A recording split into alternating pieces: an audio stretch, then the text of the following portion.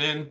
If you are shopping for a car now or in the next 12 months, I want you to type me in the comments. All right, so we know who we're talking to. And Instagram. All right, Instagram. I see Instagram log this out again because I switched from the screen. We're just getting used to this. But as you come in, if you are shopping for a car now or in the next 12 months, just type me. And I want to know, because I want to talk specifically to y'all. If you're shopping for a car, after that, that's fine. But I want to talk specifically to the people who are shopping now. Now, after you let us know if you're shopping, I want you to check in. Where we at? Where are we at today? Let me know where you are in the country. I like to do a roll call, check in. Where are we at in the country? Good to see you, Calvin. Good to see you, Catrella. Good to see you, Charlicia. Steeler Nation, St. Louis in the building. I see you. Okay. Hold on. Let me go here. TikTok. All right. Where y'all at? Let's. Okay. I see Dallas, Texas. I see Tampa. Hold on. I'm trying to see every Chicago, Illinois, VA Beach, Utica. I see you. Check in. Where we at today? Where we at this afternoon, evening, morning? Come on in. All right. We got the whole country on here. And we got the whole country on here. All right, I want to welcome y'all to Car Q&A with me, Deshone the Auto Advisor.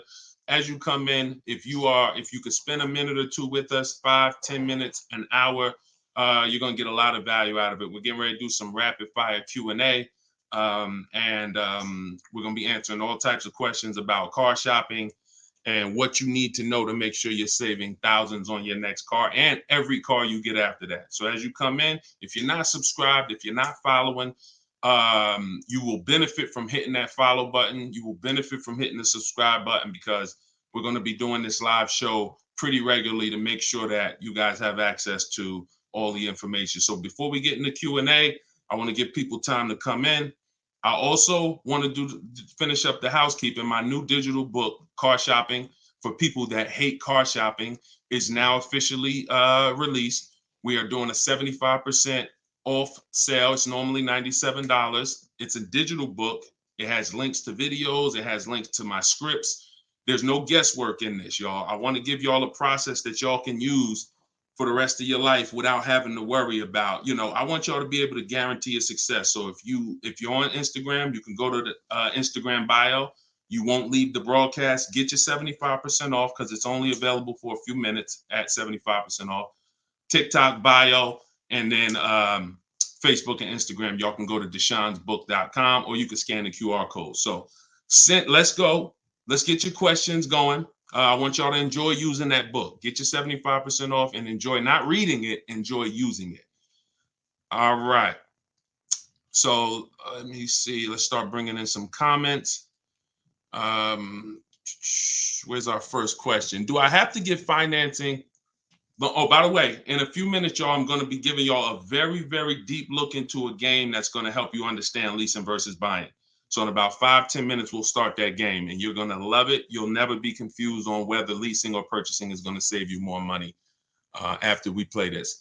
Do I have to get financing to lease a car? No, you don't. Whenever we lease a car, we are always using the dealer's financing department, their company, the bank that makes the car. And because we can't shop for our own financing, how do we make sure that they're not marking up the interest rate on the lease? Multiple offers. There's no way for you to make sure they're not marking up the interest rate on the lease without multiple offers. That is what reveals the true deals when you're shopping for a lease. So there's no interest rate to shop for, but we must protect against interest rate markups with multiple offers, because some dealers will mark up the interest rate and never tell you.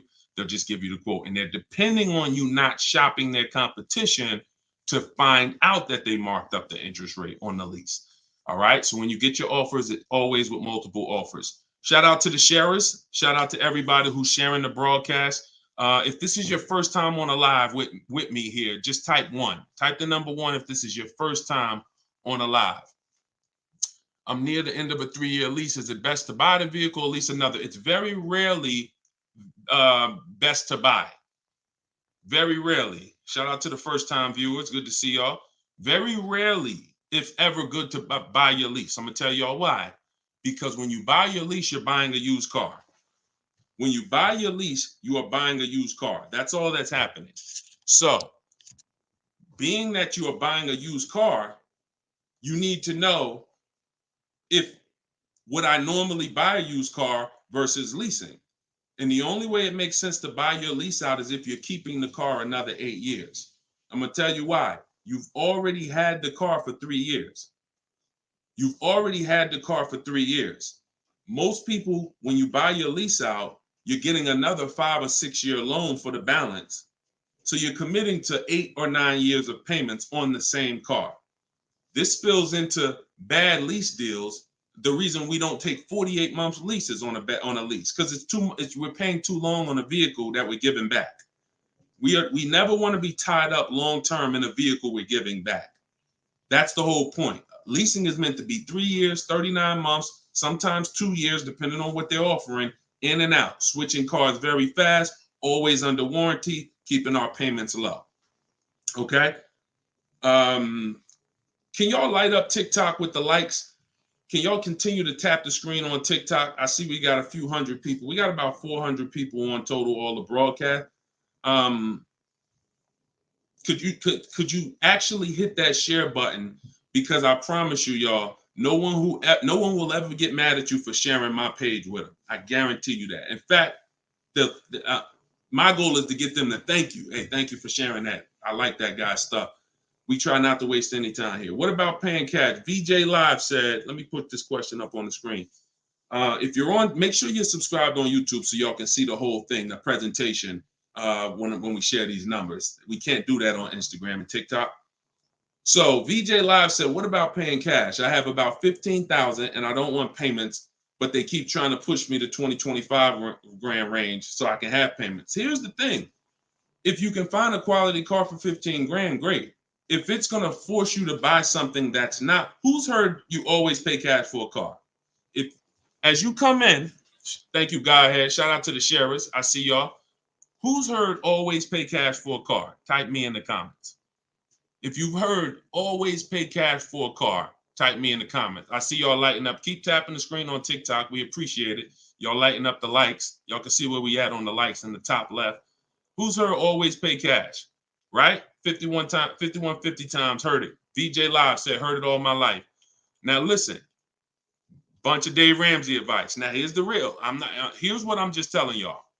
We got a bunch of people on here, hundreds of you all say, yes, I've heard you pay cash for cars. Now there's two schools of thought here. One is no debt. Now if your philosophy is no debt, I'm not here to convince you to change your philosophy. Here's what I'm here to talk to you about. If your philosophy is I want to do what makes the most financial sense, then we'll have that conversation.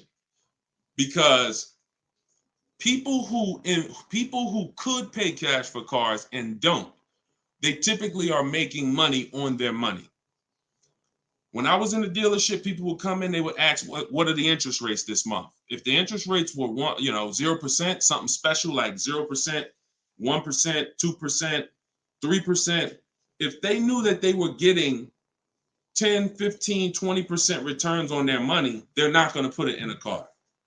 They're going to use the bank's money at 1, 2, 3%, and they're going to use their money to keep making 10, 12, 15, 20%.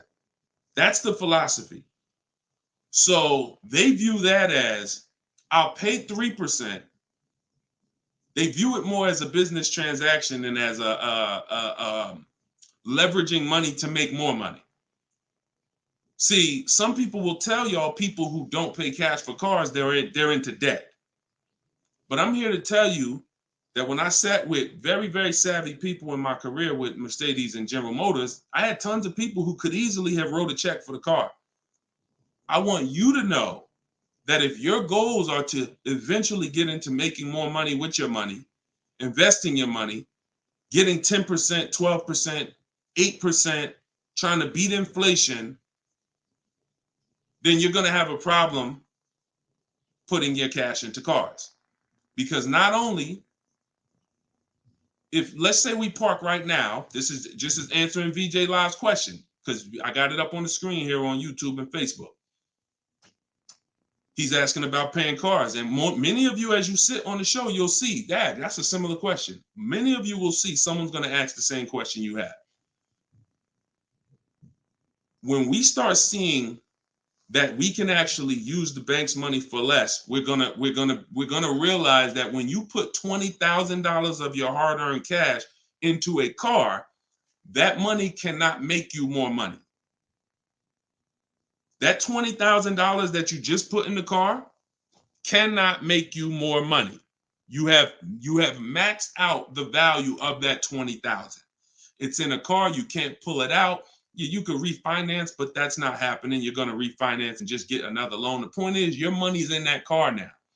So had you had an opportunity to invest that 20 and make 8%, 10%, 6%, 12%, that's what the people who don't pay cash for cars, who are wise, are doing. I'm not telling you there's a difference. Look, I talk a lot about budgeting. I talk a lot about affordability. All through my book, I have systems and boundaries. The rule of 72 and the 10th birthday, how long of a loan you take, how much, when should the car be paid off? That's all in my book. You can get it 75% off, or you can watch my videos. I'm going to always teach it. But if you want it all in one place right here, get the book, 75% off. It's in my TikTok or Instagram bio.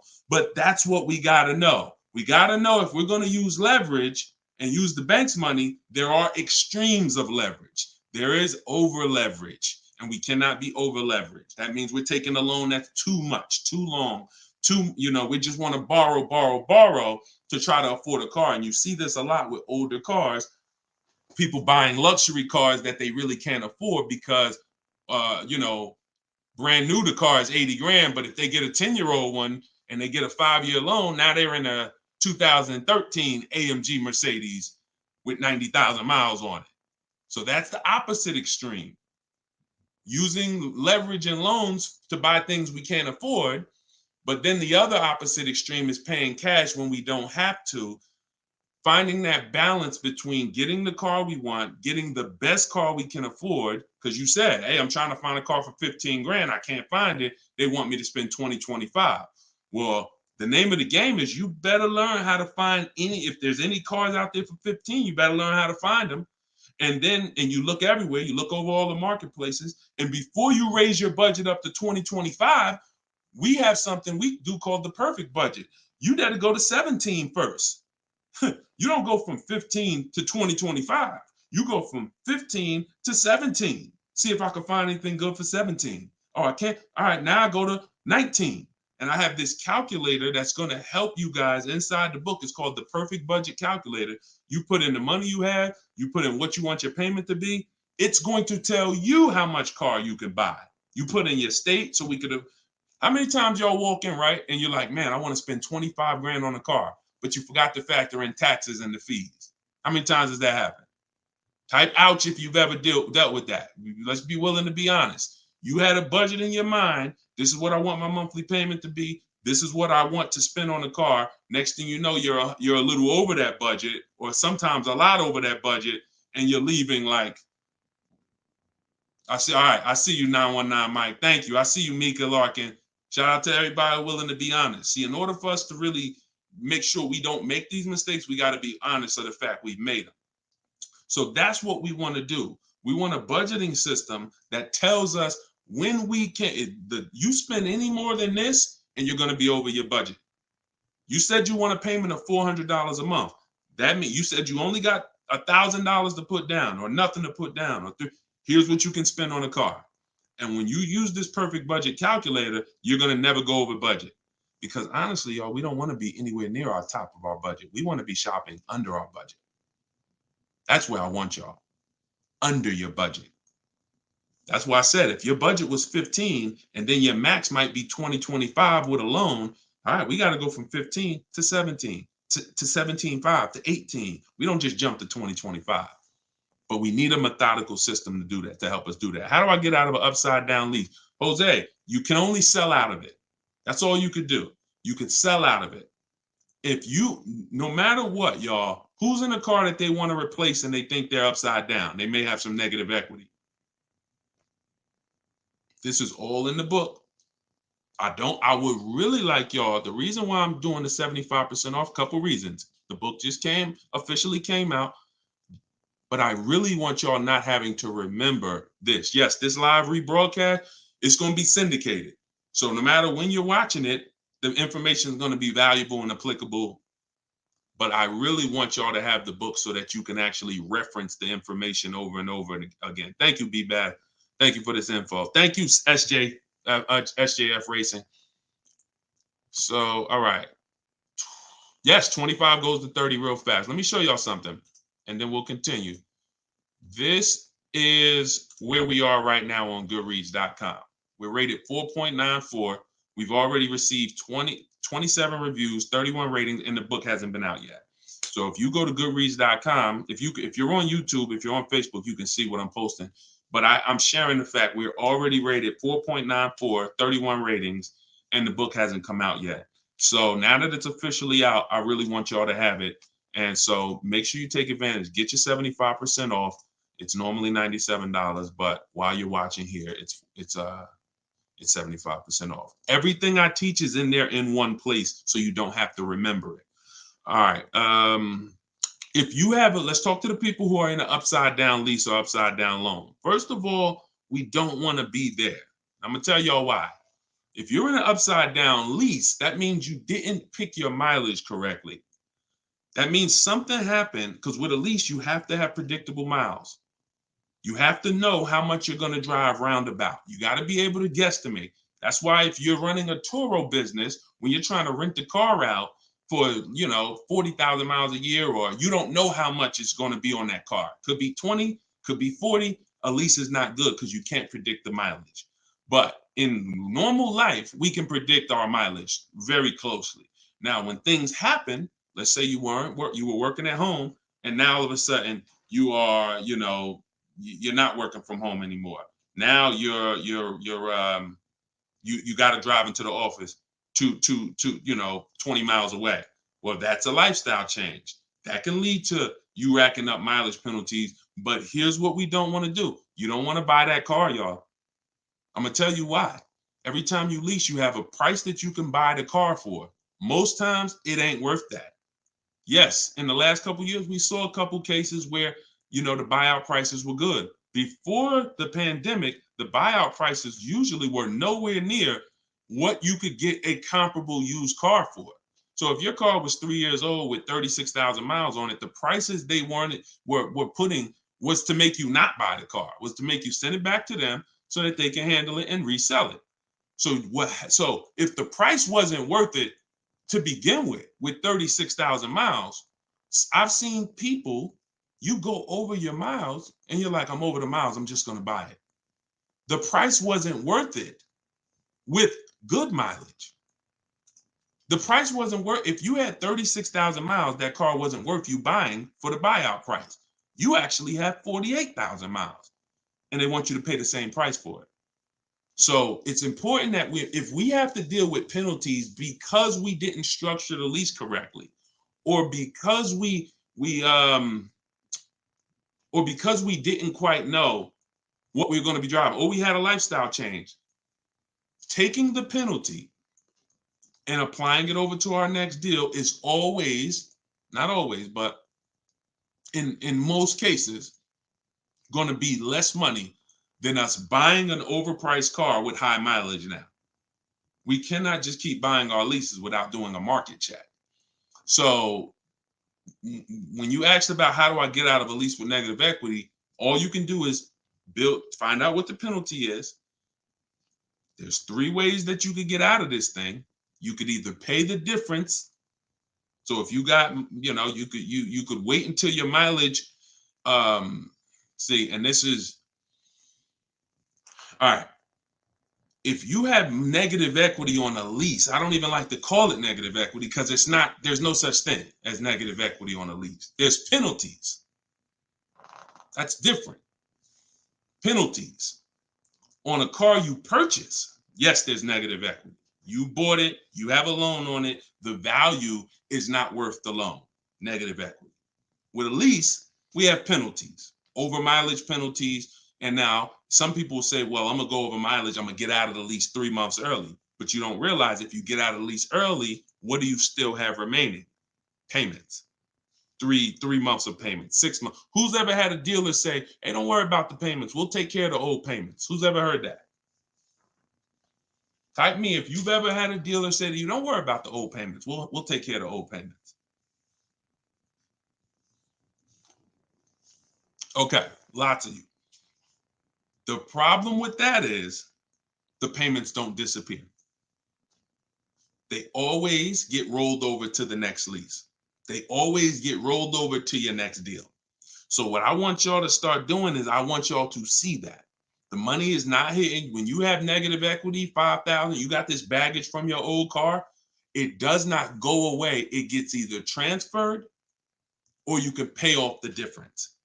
So the key is to stay out of negative equity, to stay out of penalties, because yes, once you have them, they have to be accounted for. We got to find our great deal, and then we got to bring our penalties over on top of the great deal. That's all we can do. Now, you better try to see what your car is worth selling it, because you said you're over miles. You call your leasing company, you get your payoff, you find out what your cash offers are. Go to Vroom. Vroom's out of business. Sorry, CarMax, Driveway, Carvana, AutoNation, and Kelly's Blue Book Instant Cash Offer. You can go to Car Guru, Sell My Car Too. These are all people that give you cash for your car. That's what your car is really worth, what those companies will pay. Whoever's the highest bidder, we take that. See, what I'm teaching y'all, and some of you are going to get it immediately right here, right now. Some of you, it's going to take a while to get the fact that your money comes when your savings come when you start learning to make people bid instead of getting one offer. You get the most money when you start learning to make people bid. And so what you have to do is get multiple offers, find out what your car is worth. When you go on those websites, when they ask you is it a lease, say no, because their websites are set up to where if you put it's a lease, it's going to automatically trigger that they can't buy it. But they can buy it. We've been doing this, y'all. I got hundreds and hundreds of members in Cars from Home University. We shop all around the country. You must put no when you're getting offers for a lease, because their computer is set up to automatically think that it's a third-party restriction and they can't buy it. But when you call your bank, you're going to ask them, do I have a third-party restriction? If they say no, then that means you can sell to anybody. But again, the way these companies are set up, they saw us making all this money on these cars, and the bank said, no, we got to do these third-party restrictions. And there was so many people going to those websites saying, oh, I'm about to sell my lease. And then they would get there, or they would talk to them and they would say, no, we can't buy it because it's a third-party restriction. So they just made their website default to, we don't buy leases, but we do know if you don't have a third-party restriction, they can buy your lease. And it's very important for you to know that. And if you do have a third-party restriction, it doesn't limit the fact you can sell and make money. It limits who you can sell to. When you have a third-party restriction, they say what they're saying is you can only sell your car to a dealer that makes the same brand. You cannot sell to a third party, Carvana, Driveway. You can't sell to them directly. You can only sell to a dealer. So what does that mean? I see y'all lighting up the likes on TikTok. Can y'all keep tapping the screen? Let's keep those likes going up. I see it. I appreciate it. And thank you to everybody sharing. So when you are, I just got off my point, but I know it was about selling. So multiple offers, y'all. This is all in the book, Car Shopping for People That Hate Car Shopping. Who has their copy? Who got their copy? We'll continue. We got some more time. We're gonna keep doing Q&A, but who got their copy of the book already? Who got their 75% off? I really want y'all using this. The book is affordable for everybody. Everybody. All right, especially at 75. Now it should show, make sure it's not showing the $97 price. That's the normal price. I see you, 5150. Okay. All right, I see you, Jimbo. Okay. Okay, I see you, Diane. I appreciate you. Okay, and I want y'all to use it. Don't read it, use it. That is like literally it's an action guide. That ain't a book you read and then you have a bunch of things you got to remember. I'm walking you through the process step by step. And again, everything I teach is in my videos. So I don't hold back in my videos, but I do want y'all to have access to all the information in one place. If if you don't want to cycle through all my videos to try to find it. All right, is it worth buying a car from Carvana? That's a great question, Danny. It depends on if it's the best deal in the market. Danny said, is it worth it to buy a car from Carvana? Now, you can put anything in there. You can put Driveway, any of these online sites, online car buyers, online used car sellers. But here's the game that we avoid. We cannot shop from them exclusively because here's what they try to do. They'll try to sell you a car based on variety. Hold on. My do not disturb should be on. My do not disturb should be on. So anytime you see,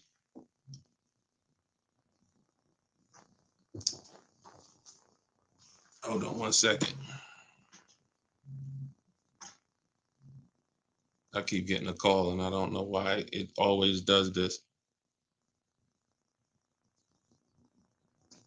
I don't want to lose the people on Instagram. Hold on, Instagram. We got you. All right. We should be back on Instagram now. Okay. So most times, especially when we're selling our cars to these people, you got to realize we sell our cars to Carvana, to Driveway, to all these companies because they pay more than dealers on average. If they're paying more than dealers on average, they're usually not the lowest price. When they're selling the cars, they're usually one of the highest. You can't pay people more than dealers and then turn around and sell for less than dealers. That could be part of the reason why Vroom went out of business. But whenever we shop for a pre-owned car, Carvana is always on the list. Whenever we shop for a pre-owned car, CarMax is always on the list. Driveway is always on the list. Why? Because we shop everywhere there's a used car. You may have been trained to shop local with used cars or to shop I only go to Car Gurus. Then you're missing the stuff that's on cars.com. You're missing the stuff that's on carfax.com. You're missing the stuff that's on Driveway. You're missing the stuff that's on CarMax. So we got it just the same way. If we were buying a baby stroller, we're going to go to Walmart, right? .com. We're going to go to Amazon, right? We're going everywhere, right?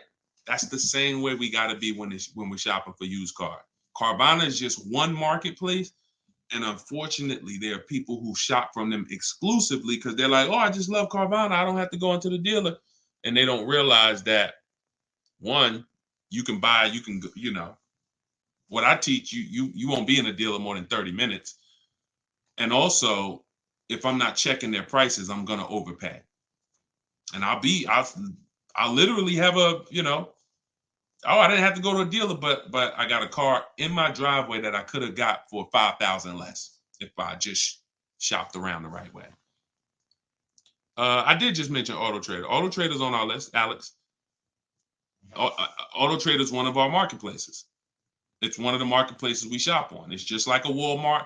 It's just like a Amazon.com. Auto Trader is a big one. We definitely don't skip any used car marketplace.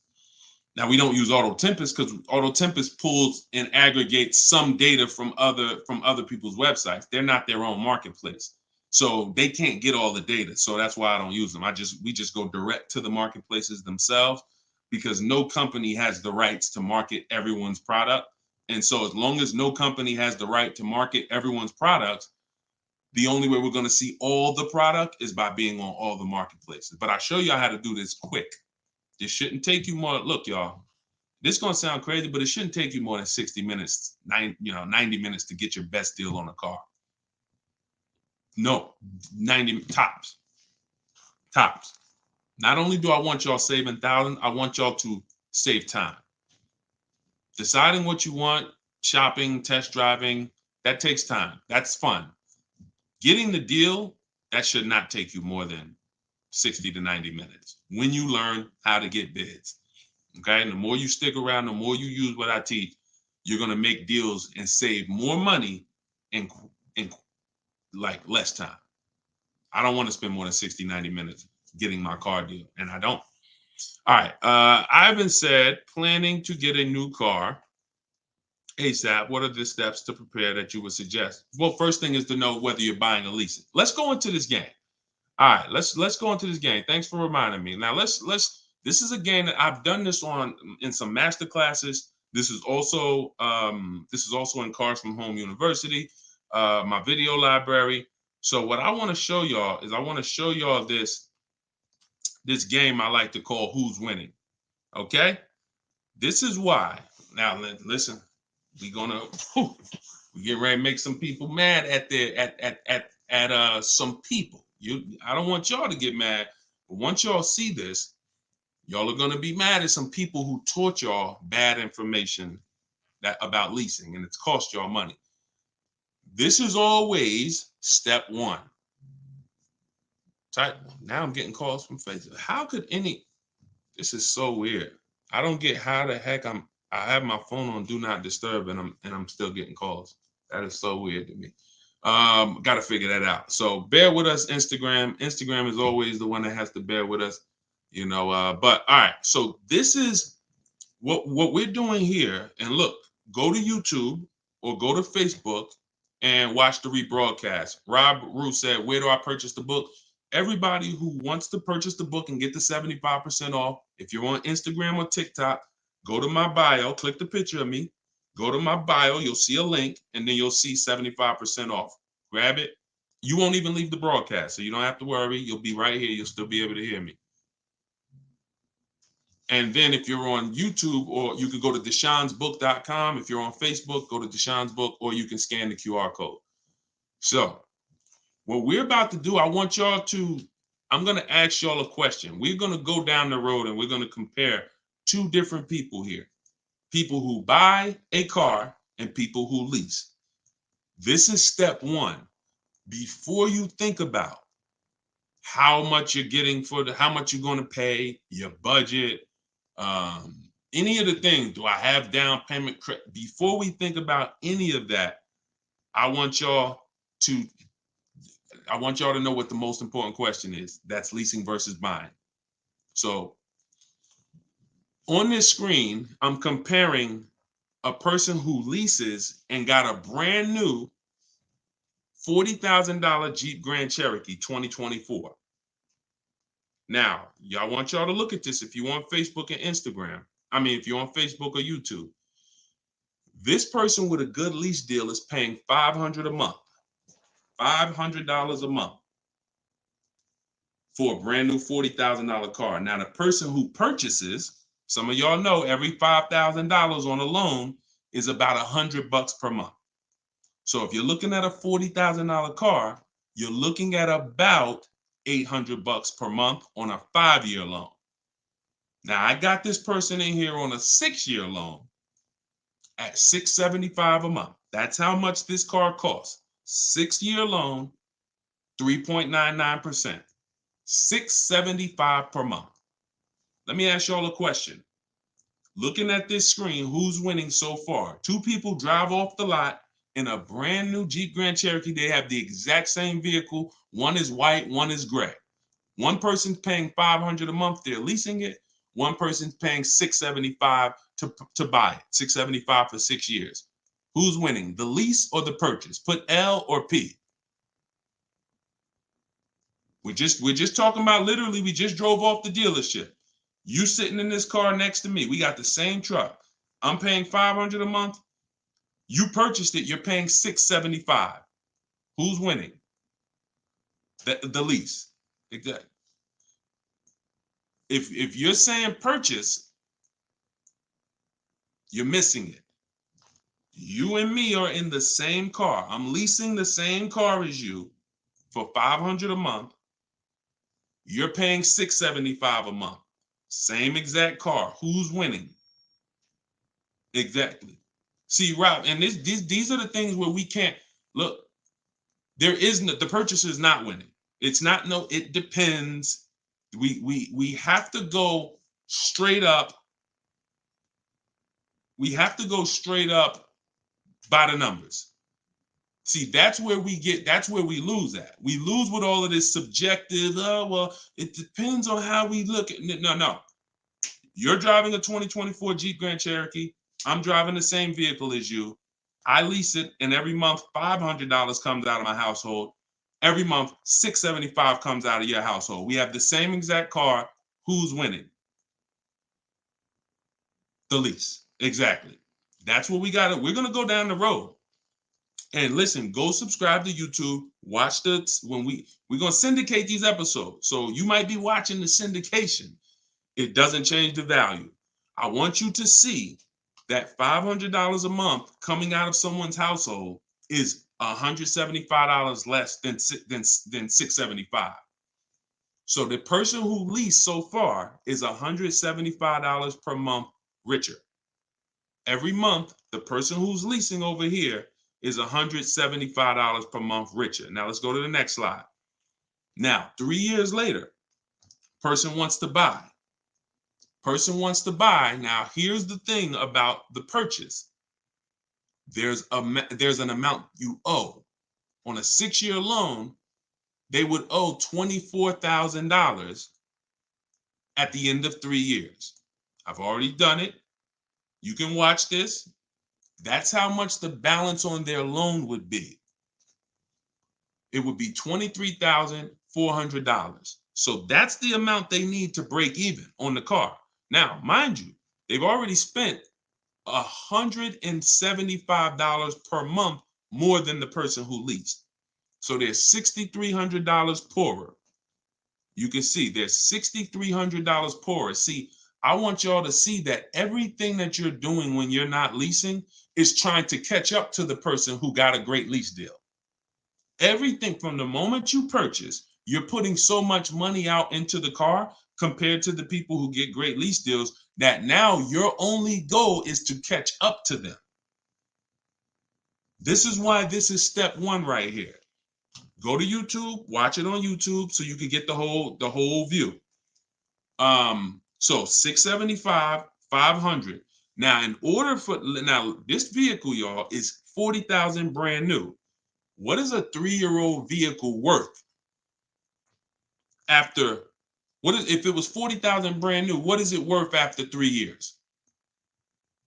40,000 is a fair estimate 24,000.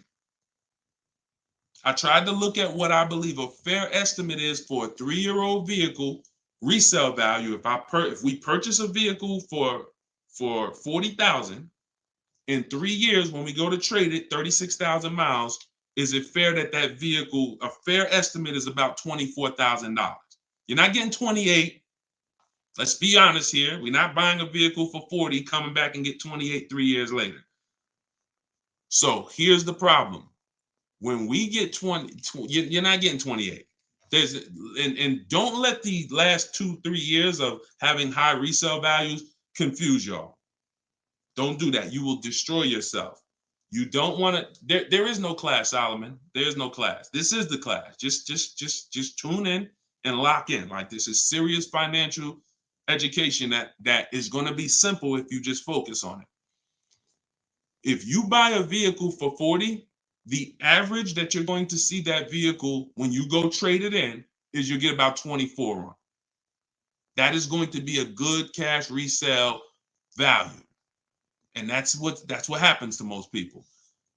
And as you can see, they still owe, if your vehicle's only worth 23,400. I mean, if your vehicle's only worth 24, but you owe 23,400, you're breaking even. This is nothing. Like, I've already spent so much more than the person leasing. And now when I go to trade my car in, I'm not even able to get enough money to catch up to them. I'm not able to I'm $6,300 behind the person who leased when you purchase, and I'd have to get all that money back to make it worth it to have bought. That's why, y'all, when you buy your cars and trade in, you notice how much you always worry about how much you're going to get for the car. Y'all notice that if you're a person and you buy your cars and you keep them 2, 3, 4, 5, 6 years, you notice how you're always worried about, man, that's all you're giving me for my car? That's all you're giving me? Nah, you got to give me more than that. You know who doesn't worry about that? Keepers. Anybody in here who buys a car, keeps it till the wheels fall off, you never worry about what the car is worth, right? Because you're using all that value. That's what we do when we purchase. But here with a lease, you're always behind. If you purchase a brand new car compared to a person who leases, you're always behind. You can't catch up with them. You're paying too much money. So this is an intro. We didn't even talk about the fact, what if the person has an accident? And I really like wish that y'all could see this on YouTube. And can y'all see the screen on Instagram? I don't know. Are y'all able to see the slides on Instagram? I don't know what view y'all have on Instagram, but we're not talking about if the person has an accident. If the person has an accident in the car that they own, you lose two grand of your value. So the buyer is always behind. Now we can go down the road. When we go down the road, you'll see that eventually the person starts catching up, but it's only after 8 years. You can't catch up to somebody who's paying $175 a month less than you to drive the same car as you. That money just keeps adding up. And we were taught that we're supposed to purchase, but only if you're long term. That is when you purchase. 8 years, nothing more. All right, so I got to see how I'll probably try to do this and go deeper when I can get some. It's hard to do it because they can't, everybody can't see it. So just watch the replay of it, and you'll be able to see it. But this is the difference, y'all. Queen Mama said, "I'm a keeper and I need to break. I need a break from car payment." See, but let me ask you. Can I ask y'all a real question? Why are car payments the only payments we need a break from? Let me ask y'all a very real question, because car payments we need a break from, but we're okay with cell phone payments. We're okay with insurance payments. We're okay with car insurance payments. We're okay with, this is like a cost of living. And I don't have a problem when it comes to financially, I want to pay cash for a car, and I'm just going to keep my debt down, and I'm going to make sure that, the interest rates are high right now, so I'm not going to look to borrow. I'm just going to pay cash. That's fine. Paying cash as a savvy move is like, the bank's money is too expensive. I'm not investing. I'm not investing my money in anything. I'm just going to pay cash. But why are car payments the only ones it's the only payment we look and say, well, I want to avoid that. We don't do it with houses. We don't do it with anything else in life. And sometimes it makes us get a bad car because we like, oh, I'm just going to save up $8,000. I'm just going to say. Meanwhile, if we knew how to properly structure our deals, we can get the best car for our budget, under our budget. Because y'all know all cash is saved up payments, right? All people be like, oh, I'm going to pay cash. If you save up $20,000, that's just a bunch of saved up payments. Yeah, she said, I'm tired of house payments too. I understand. And again, if we have the cash and we can go and we can look, I'm going to teach you how to pay cash for cars if it makes sense. And if you have cash, that's great. We got to make sure we get the best price on the car. But at the same time, you need to know when it doesn't make sense to pay cash. If they're doing 0% financing on the car you want, why wouldn't we use the bank's money at 0% and let our money continue to make money, or continue to keep our cash free? So again, because there's nothing to justify it. There's nothing to make it make sense. Oh, I don't want car payments. I don't want any of the payments that I have in my life. But my goal is to get the best the best out of what I'm paying for. But yeah, it's a lot that goes into it. You got to make sure that those that's why, y'all, we got to shop below our budget. I need a break from rent. Yeah, we got to shop below our budget. Look, when we let people talk us into cars that are above our payments goals, that are above our monthly expense goals, oh, now we get tired of them. But if your monthly budget was 500 and you went in and you left with a great car at 450, 425, you ain't really tired of that payment. You're tired of the payment, right? Like, you're tired of the payment that's 700 when you really didn't want to go above 650.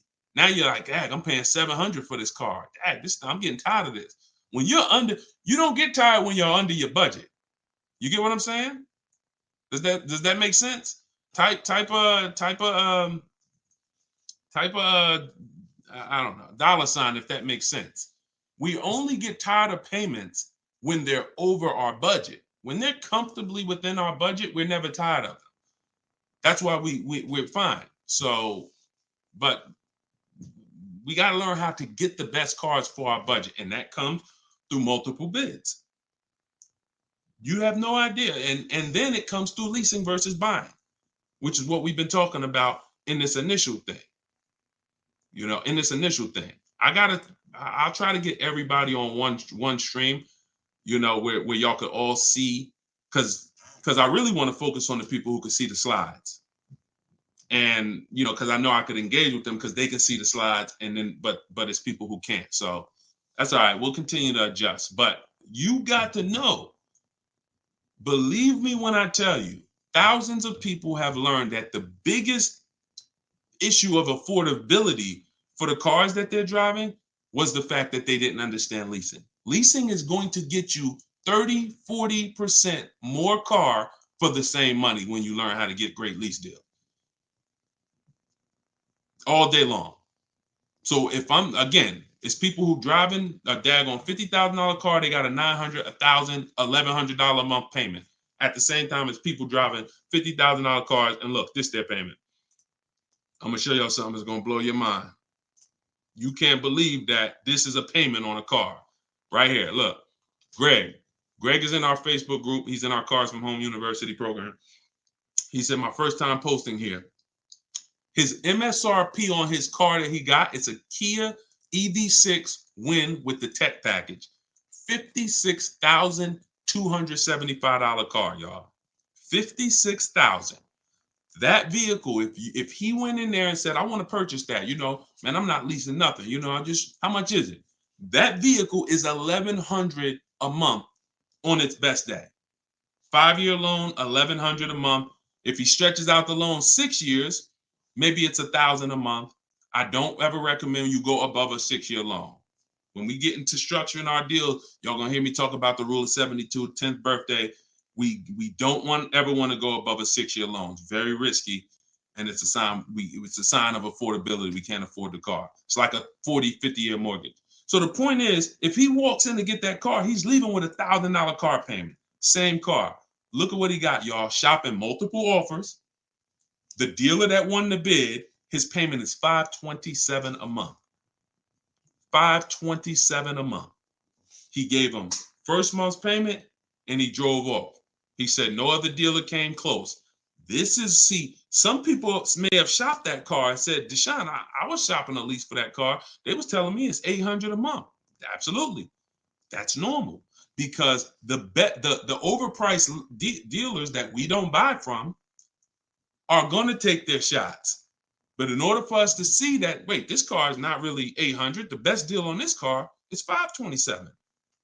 We have to shop multiple offers. Now, it's not always going to be that dramatic, but I promise y'all, when y'all shop multiple offers, it's going to blow your mind. The best deal to the worst deal is going to be $3,000 to $5,000 different. And you're going to see that some of the dealers that you've trusted the most, that you've been buying from, maybe your family been buying cars from them, some of them may be the ones to take the biggest shot at you. So you have to shop multiple offers. But y'all see how there's no comparison to that deal Greg just got? $527 a month. Another person is driving the exact same vehicle paying $900. This is how, when y'all see these videos of that, people average car payment is $1,000. How? Because they don't understand leasing. They don't understand leasing. Once you understand leasing, you'll understand how these people are getting jammed up and how you may have gotten jammed up in a high car payment for a car that you might feel like, oh, I'm paying way too much money for this car. And then the opposite side is, if we are purchasing, we have to make sure we are getting the best price for the car and we are getting the best interest rate we can get.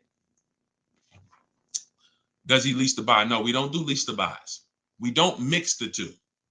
Leasing is its own benefit. That's a great question.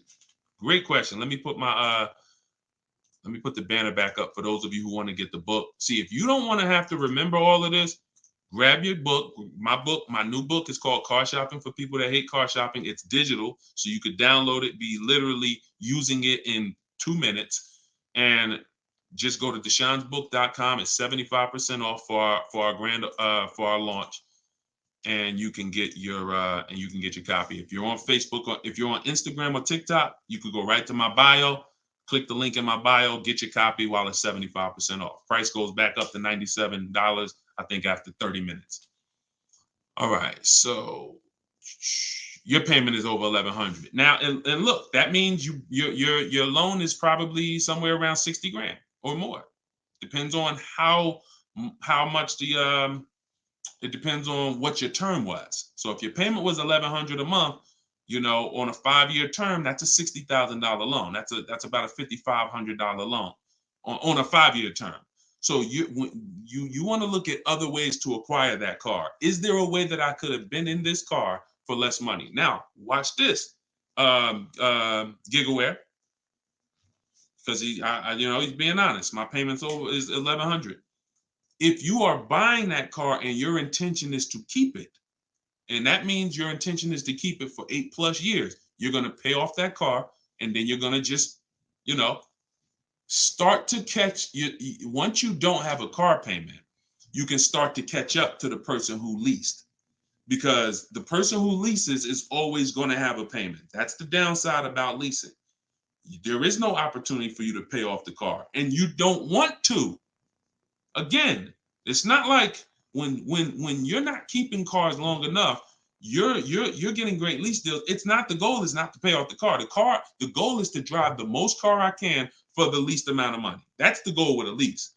The goal with a purchase is to now pay off the car and start to now keep the car long enough for the depreciation to cool off.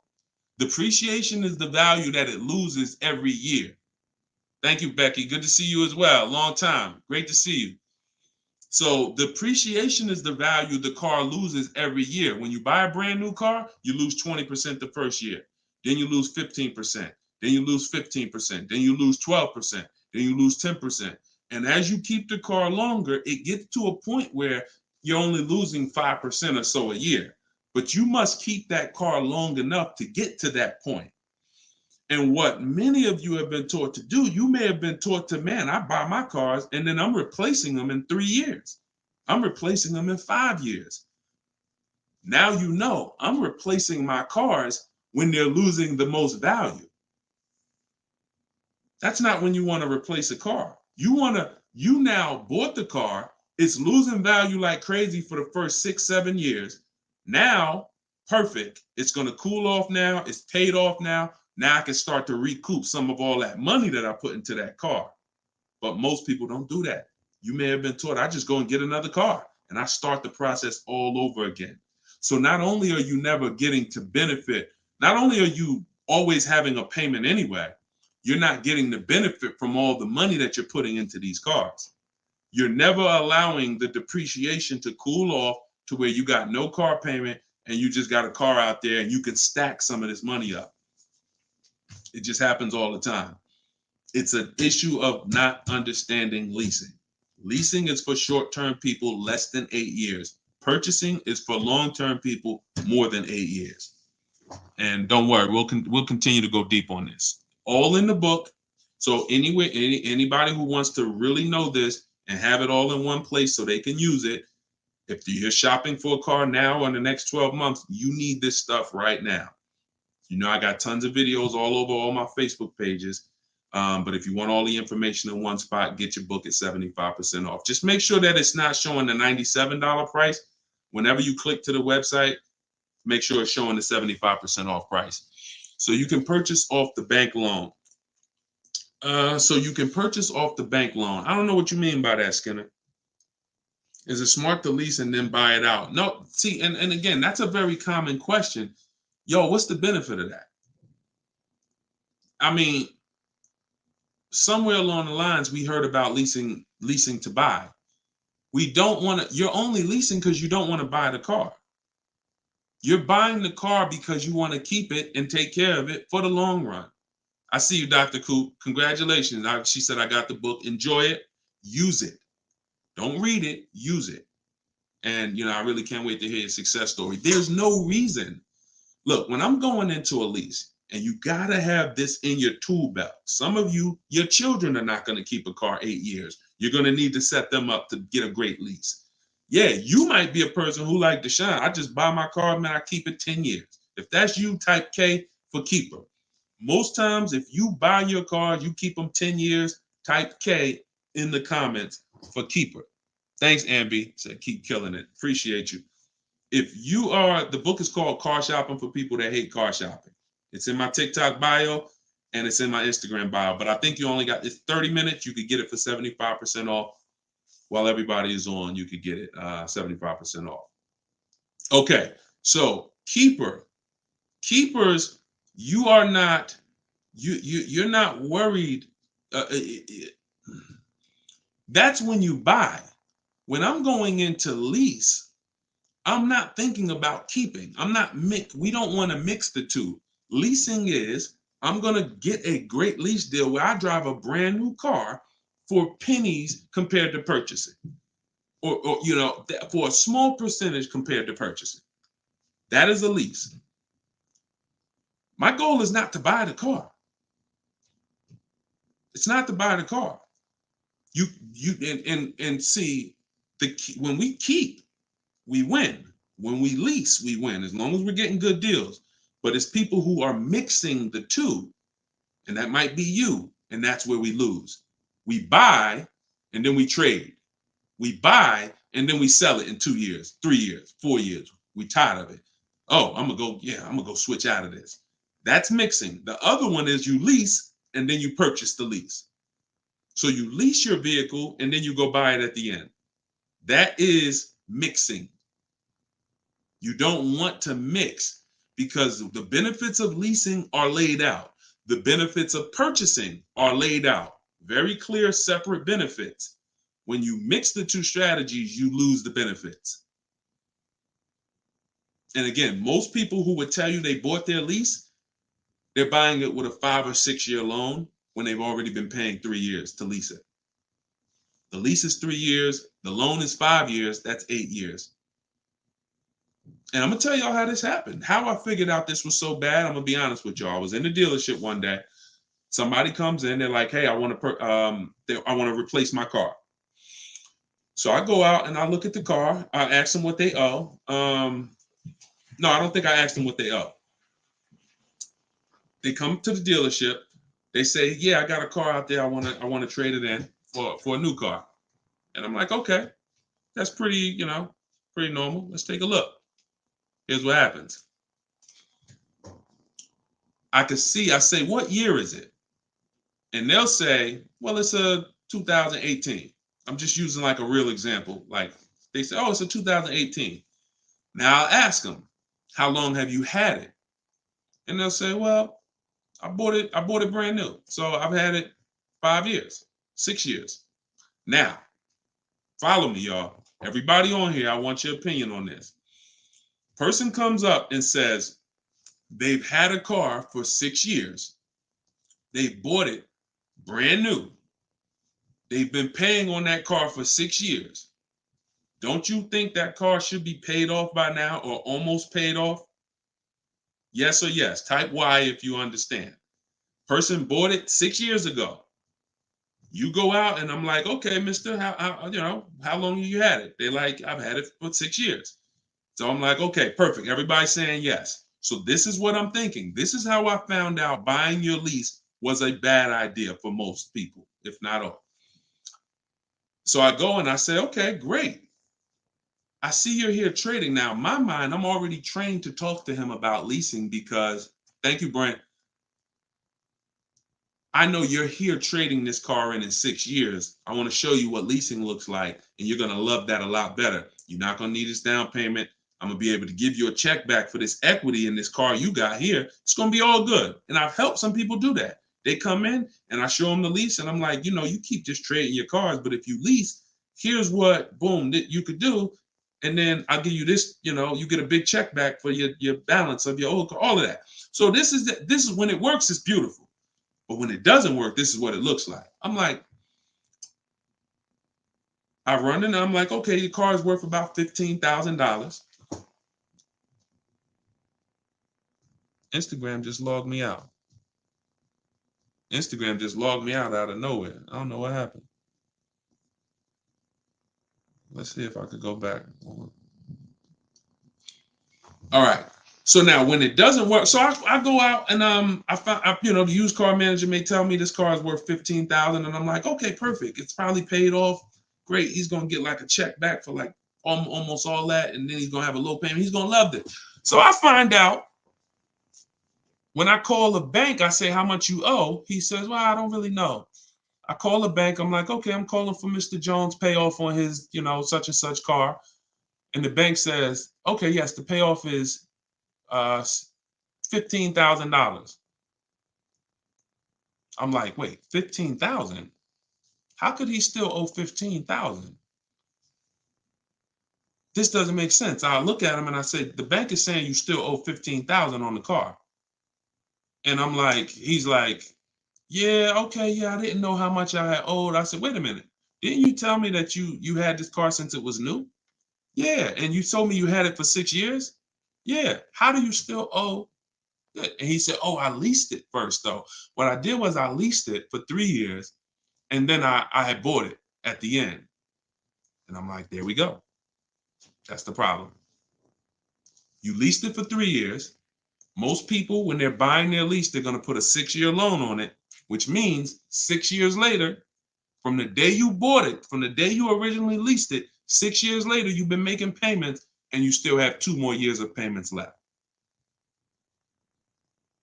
That's actually, I'm wrong. That's 9, 3 years of payments left. Happens all the time. So I literally, y'all, smart people on here, you'd never take a 9-year loan, right? Type never. You never take a 9-year loan. If you're enjoying, please subscribe to the YouTube channel. If you're not subscribed already, we still got probably 400 or 500 people on here throughout all the platforms. If you, whatever platform you're on, make sure you're following us, because this is the stuff we do. You would never, right? You would never take a 9-year loan. But the same adamant we're adamant we'd never take a 9-year loan. We got to see every single time. Thank you so much. I appreciate the gifts on TikTok and all the platforms. We got to take every time we hear about buying our lease out, unless we're going to pay cash for it, which is another discussion. But most people are not. They're going to take a 5 or 6 year loan out. So as soon as you hear lease to buy, as soon as you think lease to buy, I want you to think 8 or 9 years of payments on the same car. That's why it's a bad idea. That's why it's a horrible idea. Okay. Now, if you are comparing, we had somebody in our group yesterday who was asking about buying his lease out because he's going to give the car to his parents and because they're going to keep it long term. And the value of the car compared to the value of a similar used car is a great deal. That's different. Buy it. Because all you're doing when you're buying your lease is you're buying a used car. It's your car. I used to help people buy their lease. Hey, they come out of the office. We switch the plates because we got to re-register the car. And I'm like, okay, so how was it? Now, they just signed up for a 5-year loan, 6-year loan on a car that they've already been in for 3 years. They're not really excited about it. You know, I've had the car for 3 years. At least when you go buy a used car, you're excited about it. You're excited. Oh, nice. It's new to me. But when you buy your lease out, you're not really excited. Thank you, man. Y'all going crazy with these gifts and everything. I appreciate it. So these are the things, like what I want y'all to have, as long as you stick with me and you learn what I teach, you're going to have clear boundaries that you operate in that always protect you. That's the name of the game. There's clear things I do. There's clear things I don't do. I know I have rules. I have boundaries. And what I want y'all to get familiar with is the 8-year rule. The 8-year rule is the first rule. It says if you're not keeping your car 8 years, you should not be buying it. You can't outlive the depreciation. You cannot outlive the depreciation compared to someone who purchases. Now, it's too much to go deep on right now. We'll go deep because I know some people thinking, oh, Deshone, but if I pay cash for a brand new car, I'll pay less overall. Yeah, but if you pay cash for a brand new car, you're still laying out all the money. You're still laying out all the money and you're still trying to get that back. You're still, oh, I paid 30 grand, 40 grand, 50 grand. Do you understand that a person who leases that same car, what would you rather be? Big dog who thinks you're big dog because you're going to write a $50,000 check, or a person who comes in and says, I'm going to get that car for $500 a month. Do I want 50 grand coming out of my bank account going into a car, or do I want $500 every month? It's much more, it's a much more pleasant feeling to give a bank $500 every month to drive their $40,000 car than it is to say, okay, you want this $40,000 car, then you come give us a check for the whole amount and the taxes and everything. Now I'm taking the check out, boom. And again, there are situations where that's right, but I want you may have been somebody who's like, yeah, but I don't think it's right for me. And that's okay. That's okay. I'm not one of these people that's going to make y'all feel like you are wrong by using leverage and learning how to creatively acquire cars where it's a little bit of money coming out of your bank account every month versus what people have told y'all and how you should be buying cars. Thoughts about leasing luxury vehicles. It doesn't change, Dr. Doctober. That's a great question. He said, what are your thoughts about leasing luxury cars? Same principle, 8-year rule. I don't care whether you're leasing a G-Wagon, whether it's a Bentley you're looking at, whether you're looking at a Toyota Corolla, the 8-year rule is what applies. Because the 8-year rule takes into account the depreciation. If you look and say, that's a car I'm keeping for 8 years or more, you buy it. If that's a car you're not keeping 8 years, you're going to see you'll pay thousands less and drive a better car leasing it, even if you try to buy it used. So I'll need more than one broadcast to really go deep on this. I'm just getting familiar with how to use all of these tools where I can show you all stuff. But we'll continue to go deep on this. This is not a subject. If you've gotten years and years of bad advice, it's not always. Some of you get a breakthrough immediately, and some of you it takes more time because again, it's been beaten to your head, and people with loud voices who shout tell you this is what you do, or you never do this, or you always do it like this. You know, like who's heard somebody say never buy a used car? I mean, never buy a new car, always buy used. Who's heard that? Type of U for used. If you were taught you always get a used car, you should never get a new car. Who's taught that? And we got a couple more minutes. We'll stay on. We'll do some more questions. As long as y'all continue to share the broadcast and continue to stay tuned in, I see we still got hundreds of people on. Then we'll continue. All right, now let me tell y'all how. See. You either have to teach something that works for everybody, or what you teach will mess people up. If somebody says to y'all, every single one of you should be buying used cars, because that's what they'll say. Never buy a new car. Everybody on here should be buying a used car. So that means you think everybody in the country should be buying used cars, right? Yeah, absolutely. Nobody should buy a new car. Nobody in this whole country should buy a new car. Like, no, always buy a used car. Okay, perfect. So let's just say if you had your wish, everybody in the country will be buying used cars, right? Because that'd be better for them, right? Yes, if I had my wish, everybody would be buying used cars. Then here's my question. How do they become used cars then? How do they become used cars if everyone is buying used cars? I want y'all to think about this. If you had your wish, you could snap your finger, Mr. Financial Advisor, whatever you teach. How could everyone buy used cars? It's impossible. The cars come in new.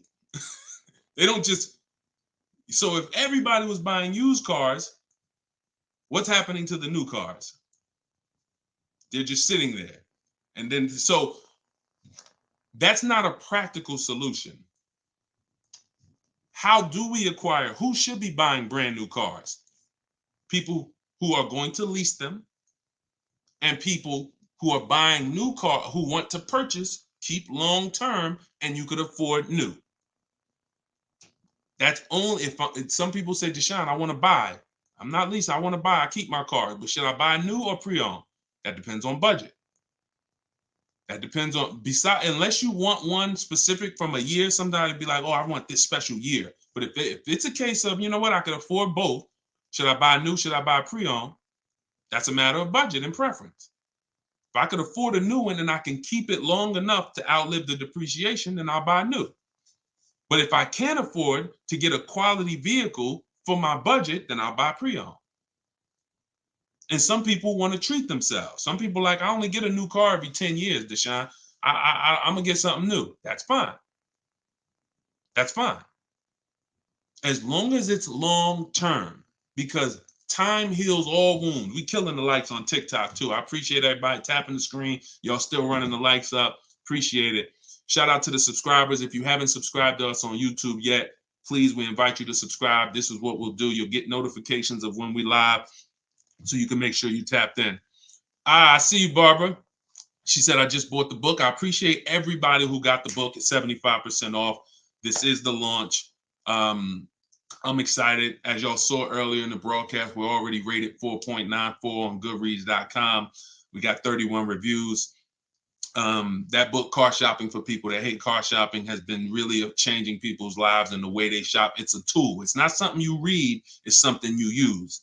So get your copy at deshonesbook.com, 75% off, or you can scan the QR code, or if you're on Instagram or TikTok, just go to my bio. And as long as you're seeing this, you still should be able to get it at the 75% off price. And it's immediate download. So, and you'll see as you read it, there's a reason I had to make it a digital book. I couldn't print it because it links to videos, it links to docs, I got scripts that it links to. There's no way I would have been able to do it printing the book. And then also, sometimes I need to update stuff, like Vroom went out of business 2 months ago. If I would have printed the book, now Vroom is, I need to be able to update real time when something happens, and I couldn't do that with a print book. I didn't want thousands of print books out there, and then something changes, and now I got to tell people, oh no, you got to get volume 2 now. You know what I'm saying? Thanks, Angelina. All right, so Dr. Coop says, I have a paid off Toyota. I don't want to trade it. Should I have a down payment?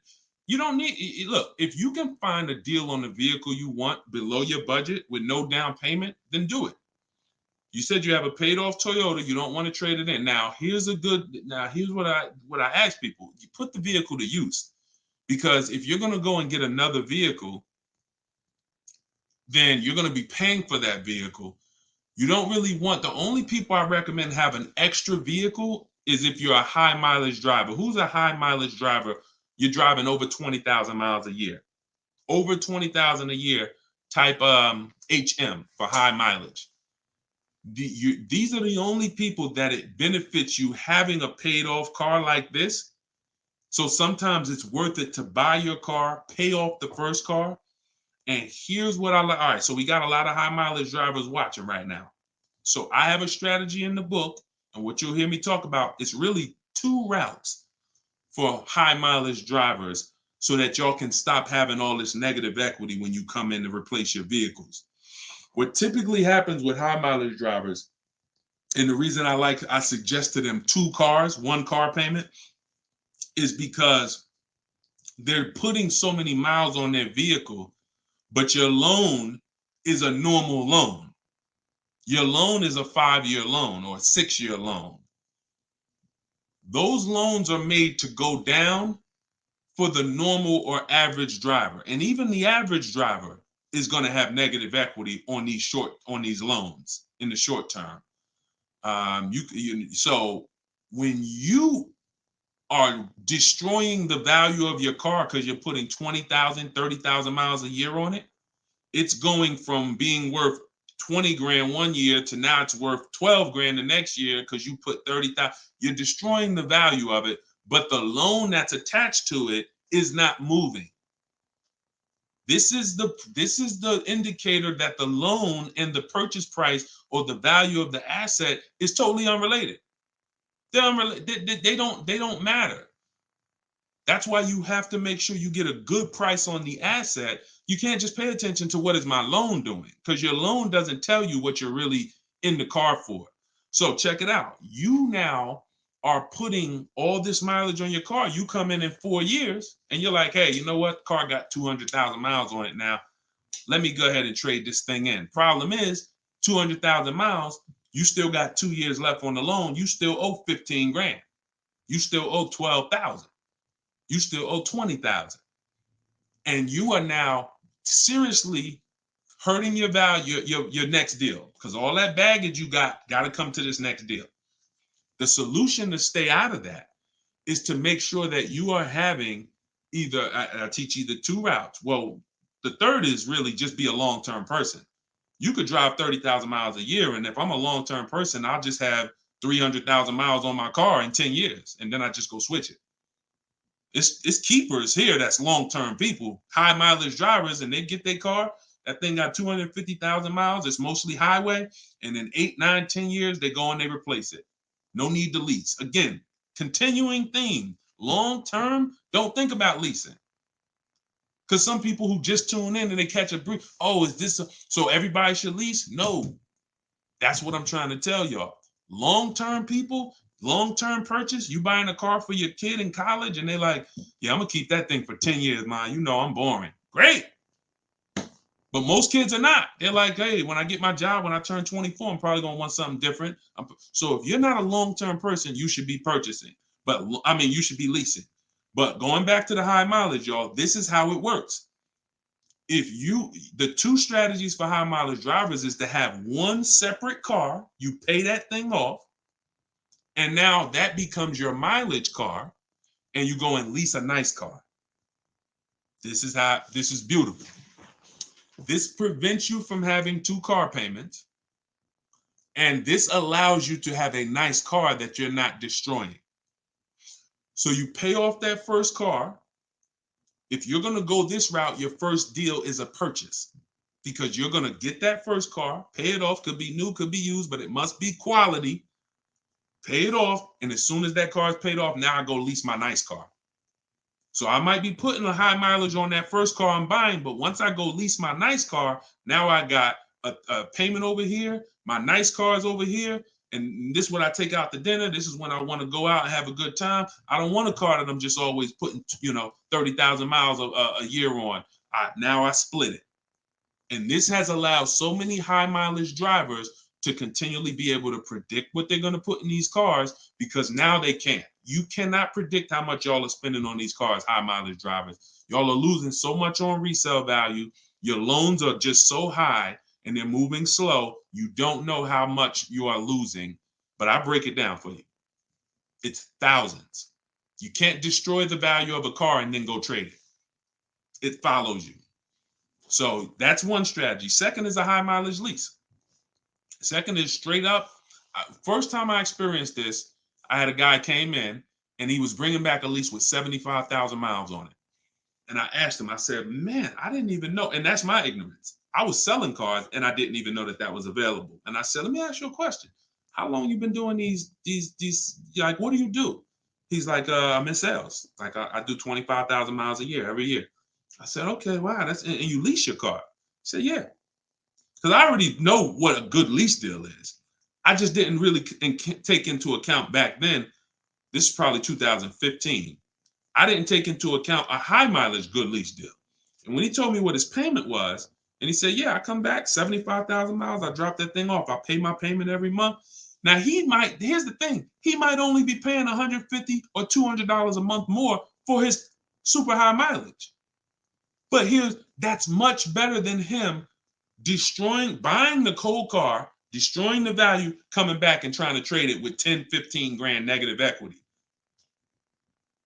So strategy, you are not really purchasing cars with strategy until leasing and purchasing is in your tool belt and you know when to use which. For your family, not just you, for your family. It's not just you. All right.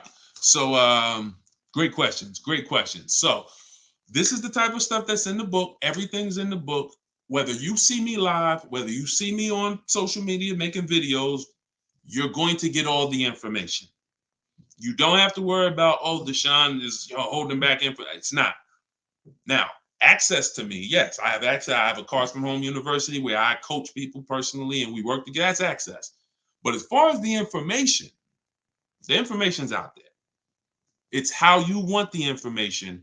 We'll get it to you anyway. If you want it all in one spot, get the book, get Car Shopping for people that hate car shopping. Download it now. It's 75% off. Scan the QR code or go to deshonesbook.com or go to my Instagram or TikTok bio and get your 75% off copy. But other than that, you don't have to worry about not having the information. See, what y'all have had to deal with is how do we make great car deals? How do we not pay penalties when we don't have the information? But now the information's here. It's here for you. It's just you got to decide, how do I want the information? Do I want to look through all Deshone's videos? I got a video on every topic. More videos to come. They're not in order, and they're for different people.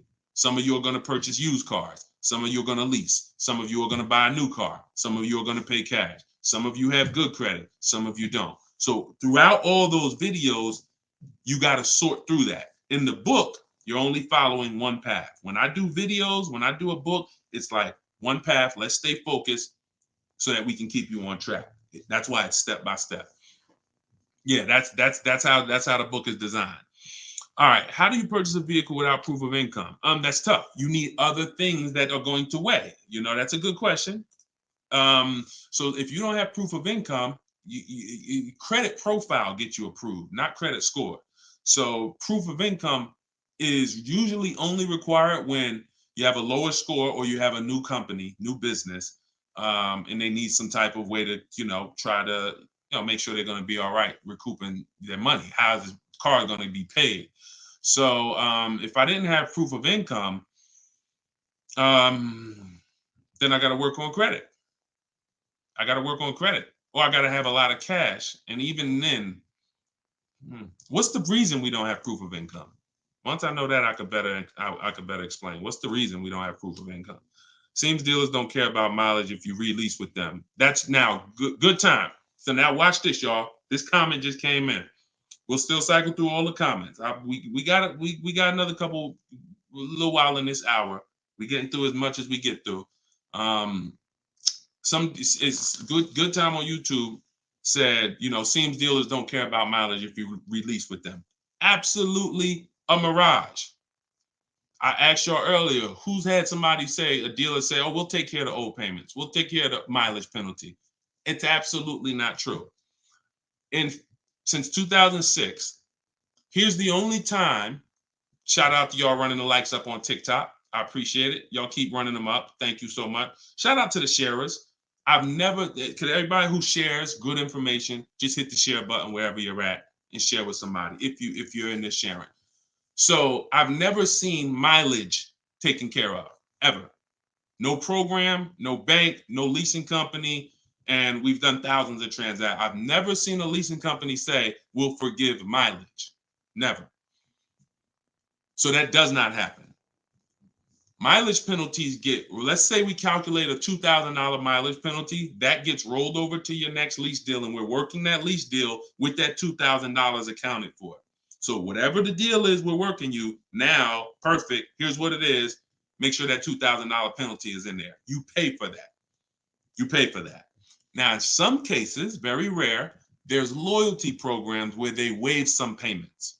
Mercedes used to have this. It's since gone away, and they didn't have it on every vehicle. They didn't run it every month, where if you lease another Mercedes, we'll cover 3 of your old payments. So you could get out 3 months early, no penalty, but it had to be waived. Since I got into the business, I've heard dozens of people sitting around me say, we are going to be waiving those, but we're going to be taking care of those payments. Mm-mm. Are you waiving the payments? Oh, what do you mean by that? Are you waiving the payments? See that, and we when you ask them that question, I don't want you to even go in looking to get out early. I'd rather you know what your deal is, so you can shop from home the way I teach, where no one has to reveal that information to you. No one is. If you got the right strategy, you're never putting yourself in a position where someone can lie to you without you knowing it. So if you go in the old way and you go into one dealer and say, hey, I'm looking to get my, new lease and I got like penalties, and they'll say, okay, we'll take care of it. That's putting yourself in position to be lied to. Oh, we took care of that. We built in the payment. Yeah, all the payments are taken care of. This is your new payment. Mm-mm. When we shop, when we take control of our deal, that's not something someone's telling us. That's something we already know. Because when we're over on mileage, we always want to see how much can we sell the car for. I was over mileage on my Jeep, sold it, still made money. Still made money. There's plenty of people who go over on their mileage and can still sell their lease and make a lot of money. Even if they break even, they avoid the penalty. So first is always to do our equity assessment and see how much we can sell the car for. And if we can sell it, we avoid the penalty. And then we're choosing payments. Do we get out early? Do we make the payment? You see, when getting out of your lease early, unless you sell the vehicle, y'all, you can't get out of your lease early. You're breaking a contract. So I don't want y'all I don't want y'all using language or comfortable with language that cost you money, because you've heard people say this for years. Oh, I'm just going to get out of this. No, you're going to get out of it and you're going to pay penalties for that. So because they've taught us, or you've been taught, oh, you can get out, no problem. You call the dealership, hey, you know what, y'all? I bought so many cars from y'all. I know I'm supposed to keep this lease for how many years? It's supposed to be 3 years, Mrs. Johnson. Okay, yeah, but I think I'm ready for something new already. All right, well, when can you come in, Miss Johnson? See, they're never going to say, just so you know, Miss Johnson, if you break the lease, the penalty is going to be, pretty significant, because you contracted for 3 years and now you're getting out. So we're going to have to roll over probably about $3,000 or $4,000 or $5,000 to your new lease. So no, they'll just come in, get you in, and all right, here's your new payment, Miss Johnson. You don't realize that I'm paying $100 more for this car than I could have been paying if I just waited. But because you've been taught to be a payment shopper, it doesn't matter to you. But somebody who's financially savvy, who's like, man, I don't want that extra $100 coming out of my house for the same vehicle. You're not going to do this. So we cannot ever believe what dealers say about penalties, about, oh, we'll take care of that. We find out, can we sell our car to avoid the penalty? Or if I can't, I either got to pay the payments and get out earlier, or I'm going to stay in it and just take the mileage penalty. That's not a bad idea most times, y'all. Sometimes people will call and say, yo, I'm going over mileage. And I say, okay, well, based on how you're going over, you'll only be over by like 2,000 miles. That's only $500. Oh, I thought it was going to be more than that. Nah, you're going to be over by 2,000 miles. Just, wait till the end. And then when you get your new car, build that 500 into the deal, and that's it. Or just pay the $500. Because very rarely are people, oh, I was supposed to drive 36,000 and I'm doing 100. That's just, wait, something went wrong here. What the heck happened? I can see you were supposed to do 36 and you did 40. You're supposed to do 36,000 miles, you did even 45. Maybe you got a different job. But I mean, how we have to structure our leases right, so that if you know you're a high mileage driver and you take a 10,000 mile a year lease, shame on you. Like, we can't do that. We can't do that. We can, and then some people, oh, I'll just buy it at the end. You're killing yourself.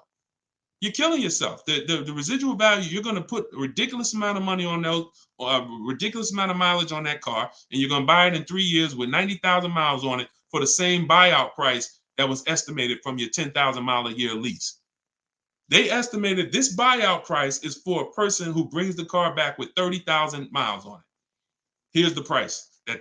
And then you bring it back with 90 and you pay the same price. Oh, I'm just going to buy it because I went over on the miles. No, killing yourself. You're realizing the loss. So again, this is why we want to be in your life. This is why I'm doing my best to be in your life so that you can avoid these things. Anybody who really wants to have somebody, like we're set up. We've been doing this for 3 years as far as a company, providing education. So, I mean, whether it's hundreds, thousands, dozens, we're set up to make sure that everybody who wants to protect themselves and get the best deals are able to do it. Paula, got my book. Phenomenal. Use it. Everybody that got the book, thank you.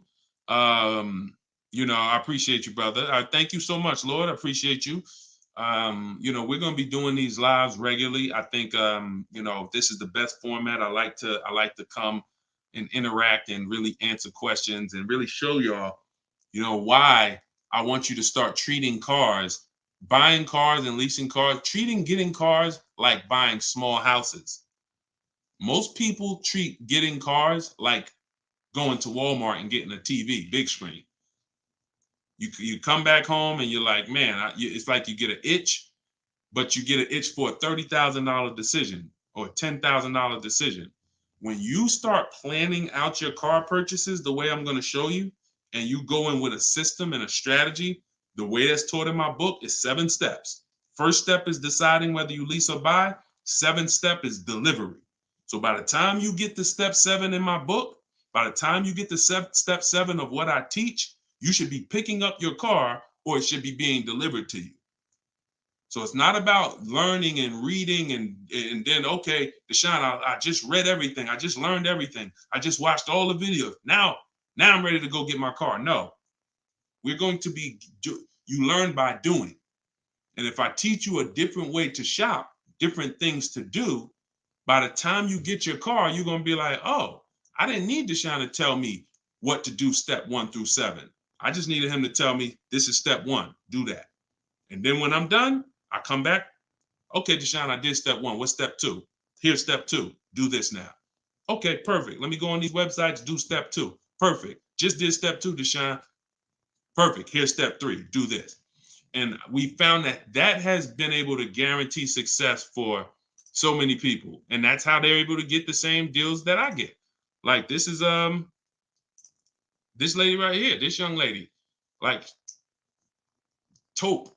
She got a BMW $54,750 BMW, putting dealers against each other. She got it for $690 a month. She got the protection plan and raised it up. Her payment on that BMW. Now, mind you, if you can see on YouTube, if you can see on Facebook, you can see this slide. $690 a month. People are paying for that $54,000 BMW. People are paying $1,100 a month. To go in and purchase that car, $54,000 is $1,100 a month with no money down because she didn't do any money down. $690. You see what I'm saying? Some of you might be looking, and quite honestly, some people may watch it because we're going to syndicate this. Whether you're watching this live or in syndication, doesn't change the value. You might be driving that same car, and you might be looking and saying, "Yo, I'm paying $1,000 a month for that car. She's paying $690. I put $8,000 down. She put no money down. We can't compare. You think Dave Ramsey, God forbid, and look, shout out to Dave Ramsey. I love what he teaches in terms of financial literacy. I love that he teaches people to invest and build for retirement and make sure I love that. But there's an area that he doesn't know what he's talking about, and that's when it comes to cars. See, look, credit is a big part of it has a lot to do with me helping you. Y'all don't hear me teaching credit. It's important. It's a complimentary topic for us to talk about. I talk cars, how to make sure you pay the lease for them. Yeah, maybe naturally. Let me get some credit tips too. Rodney, you could just go right to my TikTok bio, grab your book. It's 75% off. Click the link in my TikTok bio. You think she can ever listen to someone that tells her you shouldn't be leasing? She knows when to lease and when to purchase. She's not in love with that vehicle. She's not keeping that vehicle 8, 9, 10 years. So how can I drive this vehicle for the lowest amount of money in my household? I'm gonna shop all my offers. The dealer that wins the bid, I'm gonna see what it is. Oh, look at that. It's $690 a month. I'll take it. This is how we are going to keep thousands of dollars in our household. As things continue to go up, I need you guys to be spending, I need you not only to be making sure your cars are below your max budget so that every single month you're not growing tired and weary of your car payment. That means it just needs to be below your max budget. And then the second thing we need is to make sure that you are driving the best possible product for that money. You could be below budget and look at what you're driving for the money, and you're like, yeah, I'm below budget, but could I have gotten a better car for this money? Could I have gotten more car for this money? And I'm here to tell you that when you understand leasing, you're going to see there's no comparison. $690 a month for a daggone $1,100 a month vehicle to purchase. So short term, less than 8 years, we always lease. We never purchase. Now, in another episode, when we start talking about, in another segment, we'll talk about overpriced leases because every lease is not equal. Y'all gonna learn. We can't, every lease deal, even when you learn to shop, you must learn to shop. You must, because some 80% of dealers are overpriced on their leases. 80% of dealers who gave Tope a quote, let me come back from this screen. 80% of dealers who gave a quote to this young lady, Tope, on her BMW, were a lot higher. Some of you even saw it on the video. It said it when she wrote it. It said, man, all these other offers were a lot higher. That's how it's supposed to be. So you can't go back and forth with one dealer. You must reveal the best dealer, the best offer through multiple offers. So that's what you do. And you do that whether you're leasing or purchasing. And when you start doing that, you'll understand. That's in the book. That's what I teach. Bids. One-to-one negotiation is dead. I want y'all to eliminate one-to-one from we never do it. Because you cannot do that with any other item and win. You can't do it with jewelry. You can't do it with groceries. You can't do it with televisions. You can't do it with houses. One-to-one negotiations, you lose every time. You must see multiple options, multiple offers, and then we pick the best one. And what you see is that's gonna be done with loans we get, cars we buy, and cars that we sell. We don't trade. So, all right, yeah, this has been great. I need her contact. I don't know what you, I guess y'all having a conversation. I didn't know what y'all needed contact-wise. All right, let's see. Is buying and selling a car a good hustle? I'm not really teaching people how to buy and sell cars because,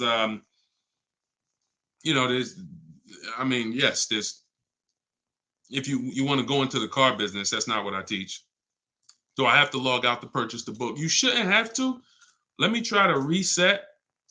Let me know if it's still showing a $97 price or if everybody was able to get the 75% off price. Let us know. All right, I just reset it, so it should give you an opportunity to go back in there now and get it at the 97% off. All right. Buy dealer loaner cars. It depends. Those can be great opportunities. But again, we still need something to compare it to, Tina. Tina on Facebook said, buy dealer loaner cars. Now, we will buy or lease a loaner car if it's a great offer. So when we reach out to dealers, you'll see in the book, I teach you to go to the website because I give you my scripts. I tell you what to say. Some of you could do it by phone if you want to call a dealership and try to get multiple offers, but I would only speak to a sales manager. And even then, you got to just make sure that you but only speak to a sales manager. But the point is, if they have a loaner car, it needs to be so much better than what I could get a brand new one for. So if, for instance, if the dealer that wins the bid is offering me $3,000 off on a brand new one, but a dealer with a loaner car is only offering me $3,000 off or $3,500 off, and it has 3,000 miles on it, I'm going to go with the brand new. But if I don't have anything to compare it to, then I might think 3,000 off is a good offer for the loaner car. See what I'm saying? See, price assurance is when you guarantee. I want y'all, listen, if you want price assurance, type PA in the comments. You want this every time you make a deal. Price assurance means I guarantee that I paid the lowest price that I could have paid. That's called price assurance. I want you to understand, some of you have been, though, is that possible with cars? That's what I want you to move from now on. I never want you to make another car deal without price assurance. How do you get price assurance? Multiple offers. It's the same way you get price assurance when you're buying groceries, when you're buying, spaghetti sauce.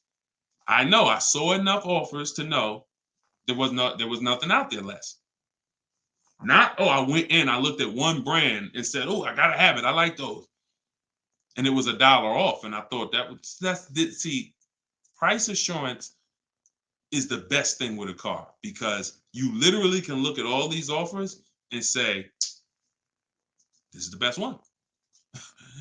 It's amazing when you realize you're the prize. Some of you be like, man, I haven't been treated like I'm the prize. I know, we're gonna change that. When you use the systems that I want you to use, you'll realize, dang, I've been the prize the whole time. You mean all of these banks and credit unions would work this hard to try to give me, it's all these options I got? It seemed like before I really didn't know all my options. That's right.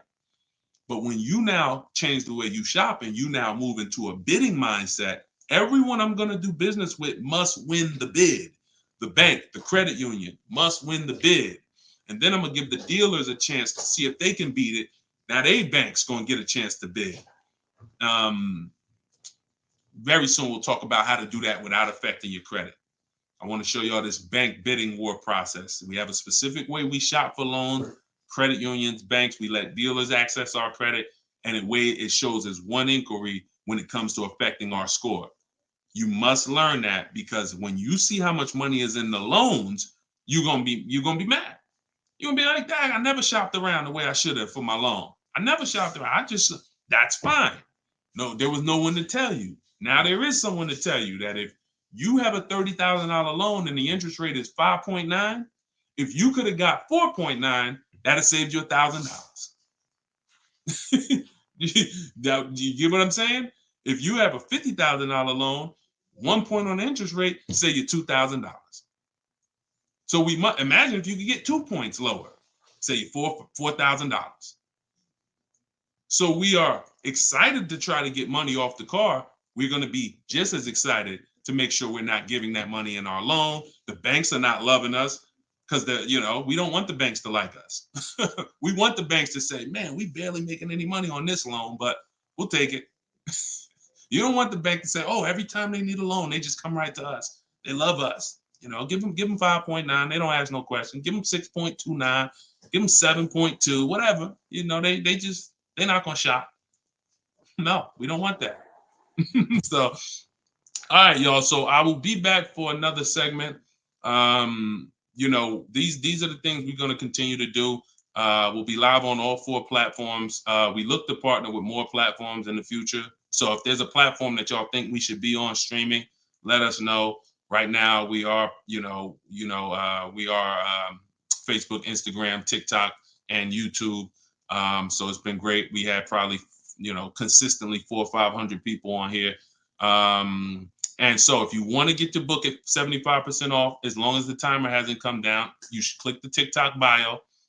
Name of the book is Car Shopping for People That Hate Car Shopping. If you Google it, you'll see it's already rated 4.94 on Goodreads. We have 31 reviews. So we're on our way to being a 5-star bestseller. And it's really the people using it. So I want you all to use it. Get it for 75% off. Normal price is $97. Download it immediately. Start to use it. If you're on YouTube or Facebook, you can scan the QR code and get your copy, or go to Deshone's book. Mm-hmm. Yes, Mandy. Facebook is the same handle, Deshone the Auto Advisor, on every channel, whether it's YouTube, Facebook, Instagram. It's always Deshone the Auto Advisor. So we'll be back to answer more questions. We'll be talking more about leasing, but we'll be talking more about deal structure, shopping, how to check and make sure cars are reliable. There's a lot of cars going out here with bad reliability ratings, bad longevity ratings. So they are not the cars that we need to be buying for keepers. We got things we got to look out for, y'all. Like, this is the tip of the iceberg. We're buying a car to keep. You know how many people have bought a car, it wasn't quality, we didn't check longevity. I thought I was going to keep it 8 years, 10 years, but car started giving me issues, transmission issues at 80,000 miles. I didn't know that. We got to make sure we're checking these things. We got to make sure we look into every, so we'll break this down step by step. I'll be going over my system, my 7-step system, and just going deep with pieces of it and answering you guys' questions. Borrow against your money in the bank. Yeah, that's fine. Whatever gets you the biggest net return, Tina. She said, I don't get loans. Borrow against your money in the bank. As long as, just whatever gets you the best net return. I'm just here to tell you that interest isn't the only loss on money. Opportunity cost is a loss when it comes to financial. If you were taking a class on finance, opportunity cost is real. If I could have put my money in something and made 10% on it, but my money was in a car and I didn't have that money, and that money is losing me 10% in the car. So let's just say I put the 20 grand in the car, and then every year that 20 grand is worth 2,000 less, then I'm losing. It's a negative 10% return every year on that 20 grand. When I could have had that 20 grand somewhere getting me 10%, use the bank's money at 4%, and now I'm still at a net positive when it comes to, am I richer at the end of the year? Am I richer at the end of the month? So I just say that to say we've been taught when it comes to finance, we just talk interest. Oh, I don't want to pay interest. I don't want to pay interest. But I'm here to make sure everyone knows the total package of why people who don't pay cash for cars, who could afford to, who literally can write $100,000 check for anything they want, why they don't. See, I'm not interested in, I'm interested in why the people who could pay cash for cars choose not to. And it's not what you've been taught. Some of it's not because, they just love debt. Now, these people have paid off houses. So these are the things that we're going to be talking about. So, and again, all in my book. If you want it all in one place, grab your copy. But yeah, this was a great segment. We will certainly be back. Always a pleasure. And just make sure you're subscribed so you do get notifications when we go live. Make sure you're subscribed on TikTok. Make sure you're following so that when we're live, you can jump on because we're going to be doing this a lot. All right. I'll see y'all soon. God bless everybody.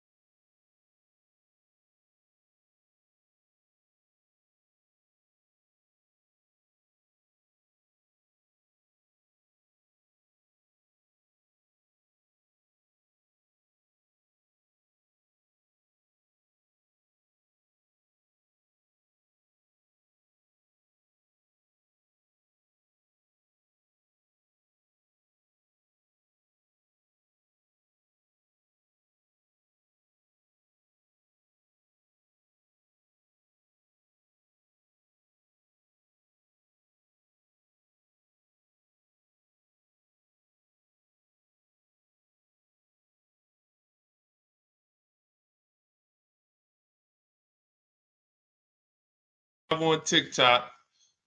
All right. This is our first time going for everybody. So I think we're hold on, let me hit Instagram. See, but then when I come here, I hit go live. Okay, here we go. We're good. We're good. I think we're good on all 4 platforms for the first time. Listen, if you are car shopping now or in the next 12 months, I want you to type me in the comments. No matter where you are, I want you to type me in the comments. We are live on Instagram, YouTube, Facebook, as well as TikTok. Good to see you, Colette. Good to see you, Andrew. After you come in, we haven't done this in a while because I'm just getting back into going live. But if you've been with us for a little bit, you know we do a roll call. Where are you checking in at? Good morning, good afternoon, good evening, depending on what time. I see you, South Carolina. Okay.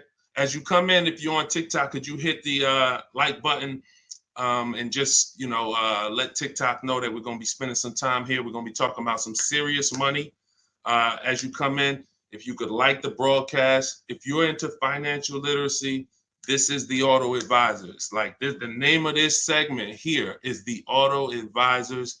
We're going to be doing car Q&A. If you don't know me, this may be your first time seeing me. My name is Deshone. I'm publicly known as Deshone the Auto Advisor. I spent 14 years in the car business before I left in 2020 to focus on teaching people. I see we got Jacksonville, Florida. We got Houston. Okay. We got a couple hundred people on already between all the platforms. We have Philly in the house. I see you. As you come in, just get your questions ready. What I'm going to be doing is going over various topics and doing lots of Q&A. So we're going to be spending this time that, y'all going to hear me go from things like leasing versus buying to things like structuring your deal and budgeting, all with the goal of helping you get below market car deals. So as you come in, if you could tag somebody, I promise you, here's what's going to happen. If one of your friends finds out that you've been following me, following the channel, using what we talk about over here to save money on cars, and then you didn't tag them and they find out later, man, I found this guy, Deshone, he's on, and you're like, hey, yeah, I've been following him for years. And they're like, man, why didn't you tag me? Why didn't you share the wisdom? So I want you to definitely do that. And I guarantee your friends will thank you. So as we come in, let's get ready for Q&A. I just want to make sure I did all the housekeeping. My new digital book, Car Shopping for People That Hate Car Shopping, is on sale right now. It's 75% off for our launch, so it will be 75% off the whole time that we're on. If you're seeing this video, you can go to deshonsbook.com, get your copy for 75% off. It's a digital book, and it's digital for a reason, y'all. It must be. I got links in there. I got links to scripts that you're going to be using. I don't want you guys having unpredictable car buying experiences. I want to see you having very predictable, controlled experiences. And in order for you to do that, you have to know what to say. And so I'm going to be talking about all of that. We'll be talking about all of this while we're on. So let's get to the Q&A. I just want to make sure you know, if you're on TikTok, you could go to my TikTok bio, get your copy. It's on sale for a couple minutes for 75% off. And then if you're on Instagram, you could go to my bio. If you're watching online, you can go to Deshone's book, or you can scan the QR code. All right, so let's get into it. Let me just make sure I can see the comments on Instagram. Let's see if I go live here. And okay. Can you talk about, this is Kira from TikTok. She said, can you talk about turning in a lease vehicle to another dealership to lease their vehicle? Very good question. We don't want to turn in lease vehicles without making sure we can't make any money on them. Some people have asked, do we have equity in every car? Equity is not in every car, but you do need to check if you have equity before you return your vehicle. Here's how we do it. We're going to call our bank. We're going to get our payoff. We need to get our payoff. You don't want the residual value, because the residual value doesn't include any payment you have, anything. You need the payoff. And what that's going to do is tell you the price that you could buy the car for. Now, there's a customer payoff. Can we light up the likes on TikTok, please, so we could get some attention and let people know we setting people free financially. If you're on YouTube, if you're on Facebook, if you could like the broadcast and tag somebody, I promise they'll thank you. So the first thing we're doing, y'all, we're never returning our leases. We are never returning our leases without doing an equity assessment. We got to check to see if we have any equity in our vehicle. We get our payoff. And then we're going to get at least 5 cash offers. At least 5 cash offers. What does that look like? That means you're getting offers from Vroom's out of business. Driveway, you're getting offers from, and I'm gonna tell you, when you do this, if you are selling a lease, you must put no when it asks, is the vehicle a lease? You must put no. I'm gonna tell you why. The way these companies are set up, they're set up to buy vehicles. But in 2022, 2021, when they saw us making all this money selling our leases, a lot of the auto companies got the banks implemented what's known as a third-party restriction, which doesn't limit if you can sell your vehicle. It doesn't. It limits who you can sell it to. So we got to ask our banks, do I have a third-party restriction? And the way these buyers' websites are set up, the ones I just named, the Driveways, the AutoNations, the Kelly's Blue Book Instant Cash Offers, these are people who literally inspect your car, give you a check the same day, CarMax, Carvana, and we must get offers from all of them. See, we don't realize, as y'all learn more about saving thousands effortlessly and easily, you're going to learn it comes through bids. It comes through bids. It doesn't come through giving one person an opportunity to buy your vehicle. We must get bids. When we let the market bid on our vehicles, we're going to win every single time. We're never going to worry about if we overspent. We're never going to worry. This is all in the book. So everything I'm teaching y'all on this live and in my free vid, it's all in my book, step by step, 75% off, get yours. But you have to know exactly what the market will pay for our vehicle. We must know that, and that's very easy to do. Going to these websites, getting these offers. Their offers are really good. They put their best foot forward. Sometimes the dealerships, which are Kelly's Blue Book, Instant Cash Offer, AutoNation, they might try to, what they're trying to do is put a number online and see if they can stand by it. So we got to make sure we're very accurate when we tell people how much, what the condition is of our vehicle. But then we're getting offers. So if you get those offers, y'all, and you see that those offers are $1,000, $2,000, $3,000 more than your payoff, then that means you have equity. If it's $4,000 or $5,000, that means you have equity. And here's what you got to know. The customer payoff for our leases, when we're done, we're still talking about answering this young lady's question about what the lease in process is. She asks, should we return a lease and lease another vehicle from the same dealer or a different dealer? What I'm trying to tell y'all and get across to y'all is all of our transactions from now on, who we sell our car to, that's going to be different than who we buy our car from. See, y'all know that the car business has programmed us to give the dealership 3 transactions. We're going to buy a car from them. A lot of times we're going to trade our cars in, and then we're going to get our financing from them. What I'm telling y'all is, as you use what I teach and you really want to save thousands and thousands and guarantee your best deal, if you want to guarantee every time you get a car, it's your best price possible, type me in the comments. If you want to just type a G for guarantee. I want to know every time. In order for y'all to do this, we got to start separating our transactions. So I see you, Terry. I see you, Israel. I see you. Okay, so we all type in G's. This is what we must do to guarantee that we got the best price car. I see you, Father of Legends. I see you, Johnny Martinez. All right, we live on every platform. So when we are shopping, when assessing our equity is the first thing we do after we decide if we're leasing or purchasing. I'm telling y'all that in the steps of car buying, we got to know what order we do things. It's just like baking a cake. If we put the eggs in first and then we put the milk, and it said, no, don't put the milk in until, I don't know, you've let the thing sit for 10 minutes. You just put the milk in, it's not going to be right? So order is important. Shout out to the sharers. I appreciate it. And listen, I appreciate everybody who shares. I appreciate everybody who helps us spread this message. And in time, we're going to do something great for the sharers, because we can't do this without y'all telling people about it. So this is the equity assessment. We don't worry about what car we're going to buy yet. We don't worry about who we're going to get our loan from yet. Here's why. Until we know what our equity position is, we don't know what we're doing.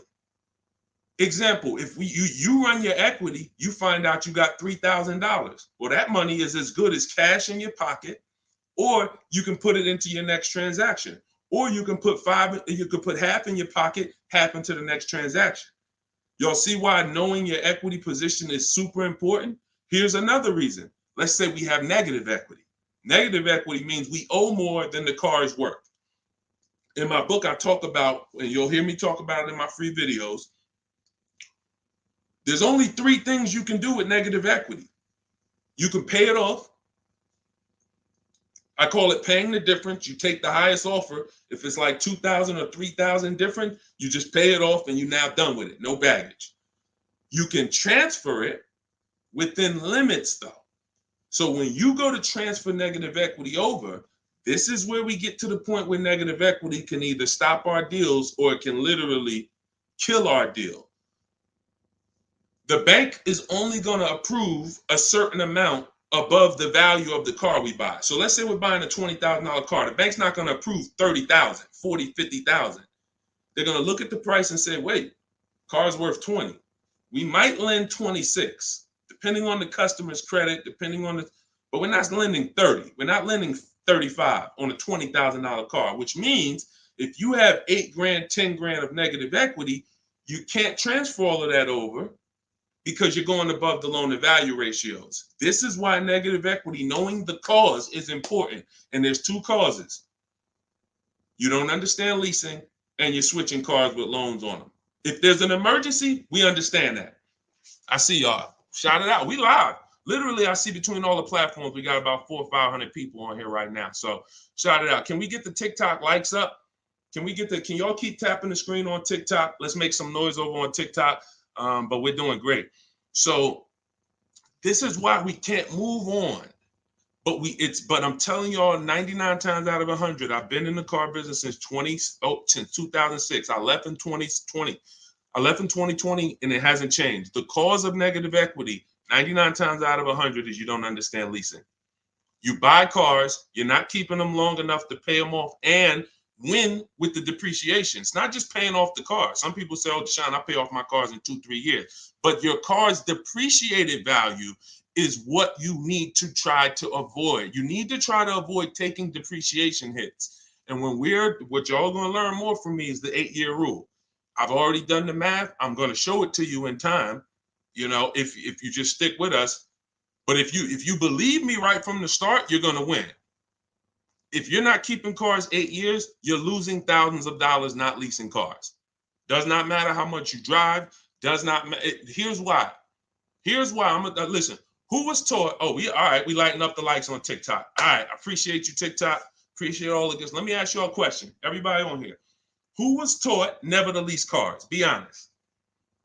I want you to type never in the comments. If you were taught never lease cars, if you've heard that from someone, I want you to type that in the comments. Here's why this is so important. This is all in my book. My book is called Car Shopping for People That Hate Car Shopping. It's a digital book. And for the grand opening, it's not a store.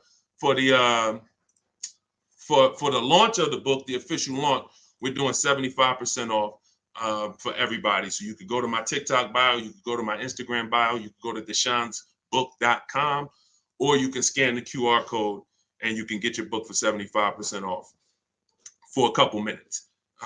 So we have a lot of people who were taught never lease a car. Never lease a car. Let me tell y'all how much.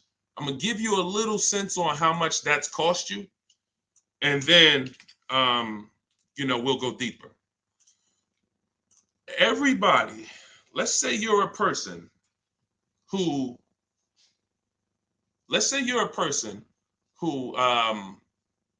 keeps their cars until the wheels fall off.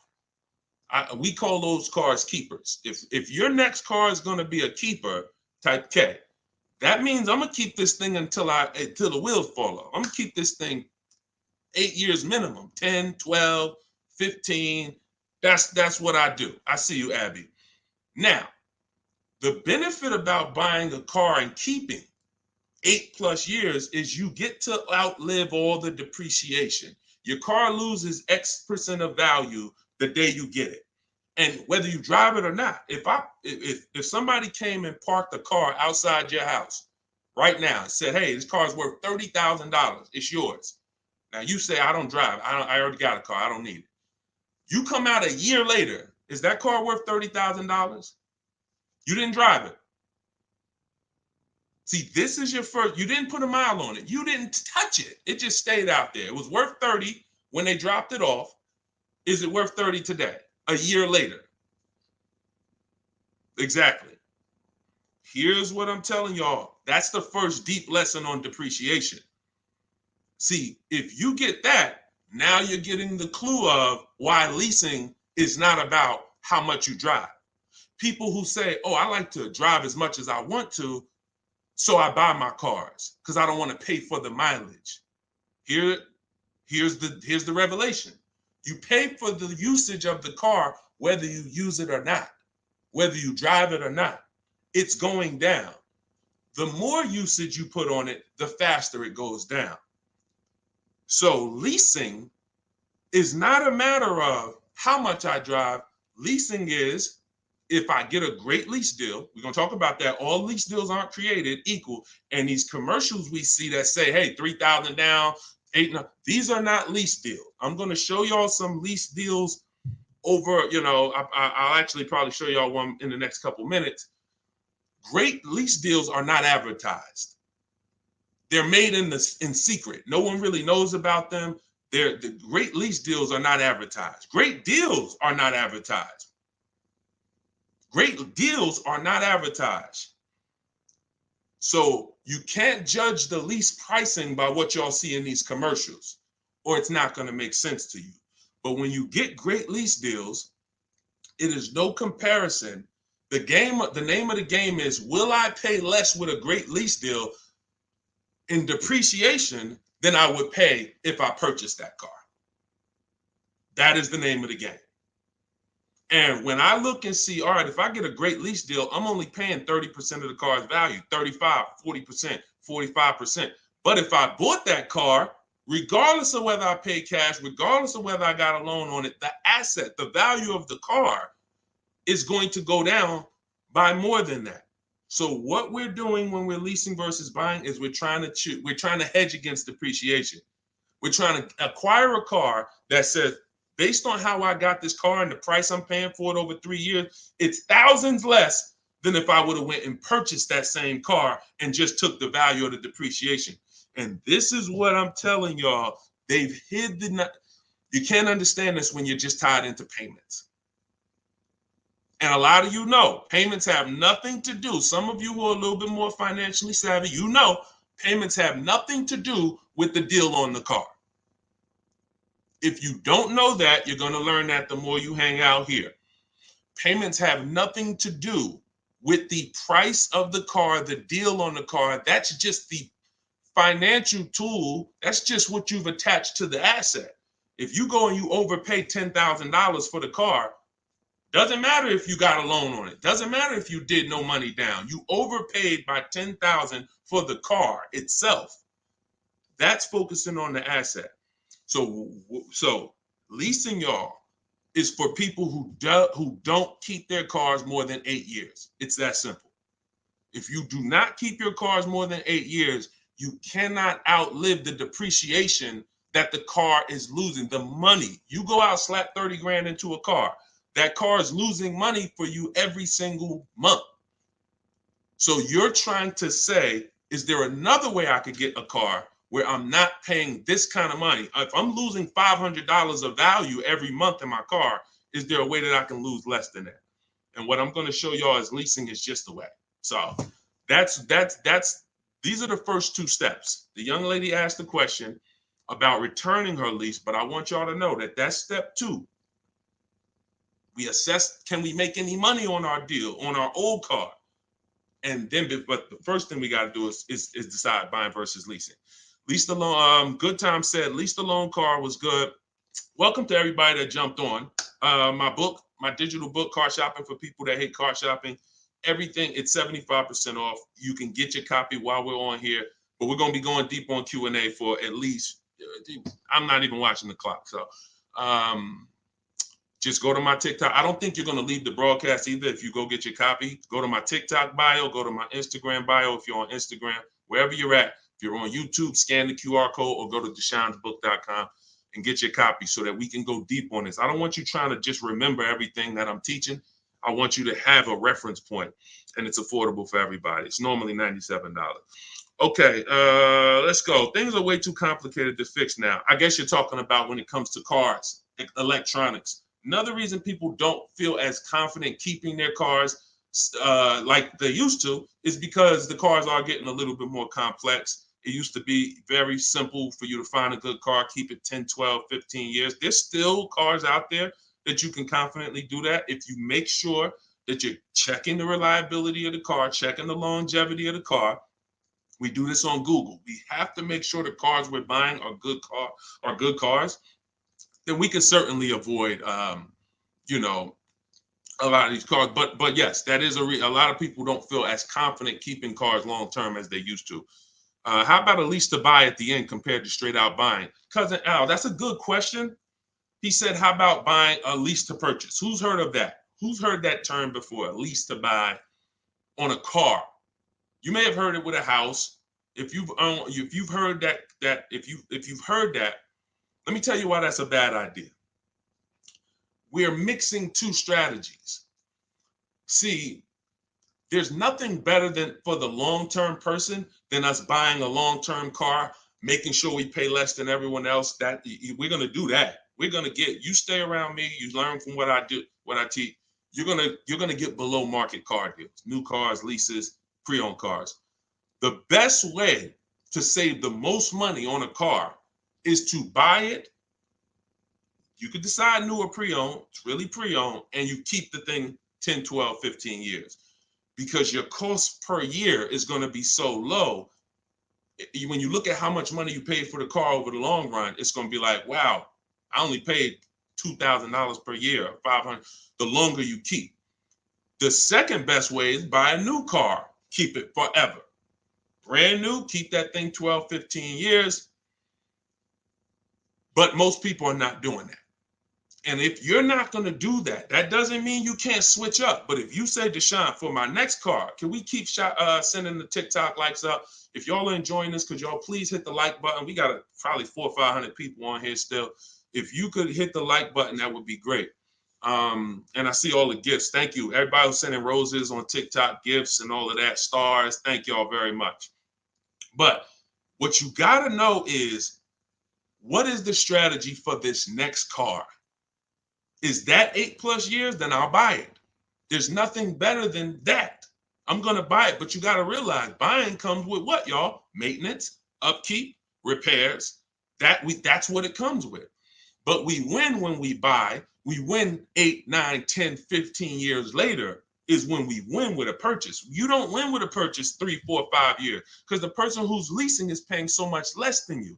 If they got a great deal, they're paying so much less than you to drive a brand new car. It doesn't, like, you don't win. You can't win. But in the long run, you will.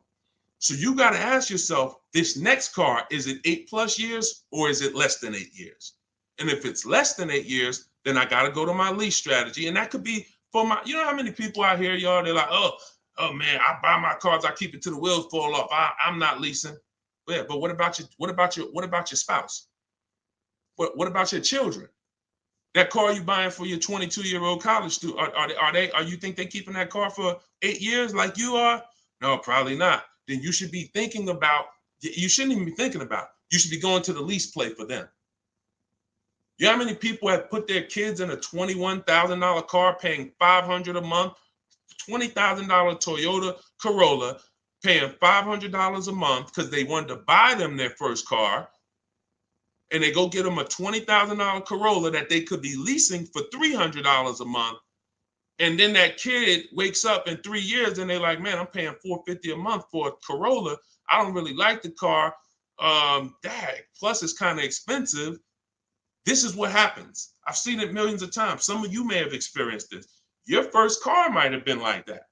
Maybe your parents went and got you your first car and purchased it. But I'm telling you that if they understood leasing, they could, especially if you were going to pay the bill, they would understand. we're not keeping this car long enough. We should be leasing it. And so I'm going to keep hammering now. I'm never going to stop hammering because we got years and years of bad information that we got to unravel.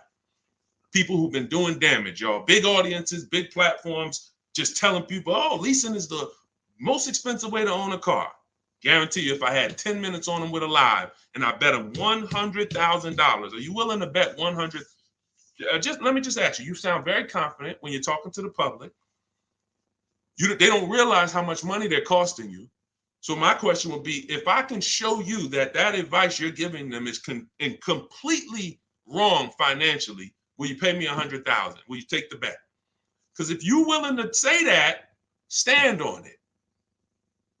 That's what they tell y'all. Exactly. He said that's what they tell us. See, and that's why I'm here.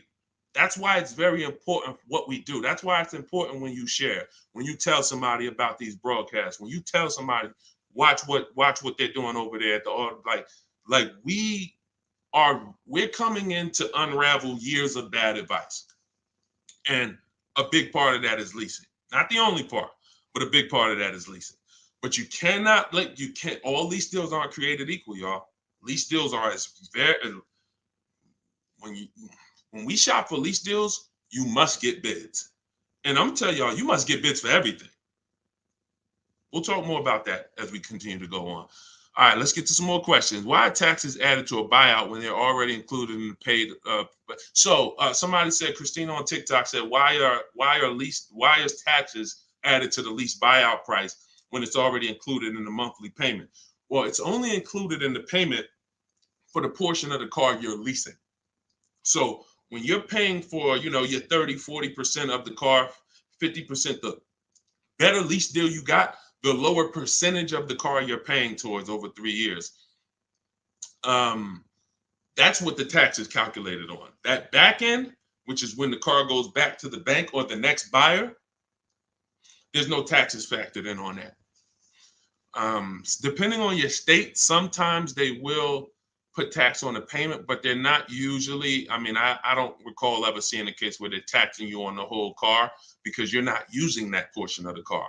That's why when you lease, when you look on your credit report, you'll see the only part you're responsible for is the part that you're using. So even though the car might be 40 grand, it might say balance owed 18 because you're only responsible for that 14. You're not responsible for the back end. All right, we lighten up the likes on TikTok. Appreciate y'all. I see you, Lisa Vasquez. Welcome. Kat, I see you. All right, let's go. Let's continue to rotate questions. What happens to my down payment on the lease? See, a lot of people asking about leasing. This is good. This just goes to tell you something. A lot more y'all gonna lease when you understand it. In fact, when you understand it, your next car will be a lease. Quite honestly, unless you can guarantee me, Deshone, I'm keeping it 8 years. If you say, Deshone, I'm keeping this thing 8 years, you go ahead and buy it. Don't think about leasing. Go ahead and buy it. But if you cannot confidently say I'm keeping this car at least 8 years, and you're gonna learn, I'm gonna do a upcoming show where I show y'all my screen. So if you're on TikTok, make sure you're on YouTube or make sure you're on Facebook. If you're on Instagram, because y'all are not going to be able to see my computer screen when I actually go deep and show everybody, my screen and we compare. I'm going to show you all the numbers because I'm not going to sit here and I don't want y'all thinking this is my opinion. This is by the numbers. So Good Time says, what happened to my down payment on the lease? So you should only do a down payment on the lease after you've already verified you got a great deal. Pay attention. This is very important. Once you down payments, y'all, never come into play until we verify we got a great deal. This is all in my book, Car Shopping for People That Hate Car Shopping, my digital book. You can download your copy. Go to deshonsbook.com. It's 75% off for a couple minutes. You won't leave the broadcast, but I don't want you to miss the opportunity. The book is great value at $97, but for our official book launch, we're doing 75% off. So you can scan the QR code or go to my Instagram or TikTok bio. Get your 75% off book. So when you are doing the down payment, whether you're purchasing or whether you are leasing, it's critical that we verify we got a great deal on the car before we ever talk about payments. This has always been. How many of you have had this question? You're looking at a car and they say, hey, what do you want the payment to be? What's your goal? What's your goal for your payment? Type a $ if you've heard that question. What's your goal for the payment? Thank you, Say What. I appreciate all the compliment. I appreciate it. If you've heard that question, type a $. What do you want your payment to be? What's your payment goal, right? Here's why that's not important. And here's why you never feed into that. If you feed into that, you run the risk of focusing on the payment structure and not the price of the car. You also run the risk of focusing on the payment structure and not shopping for your own interest rate and letting banks bid on your loan. When we do an episode, we'll do a show that is about structuring our deals, and you'll see that when we start getting our financing, y'all, we never want to let anyone run our credit until after we found our car. Because what people are trying to do, y'all, is they're trying to run your credit and they're trying to give you a time limit. Now you have a hard inquiry, but you also have a time limit to go find a car. That's not good.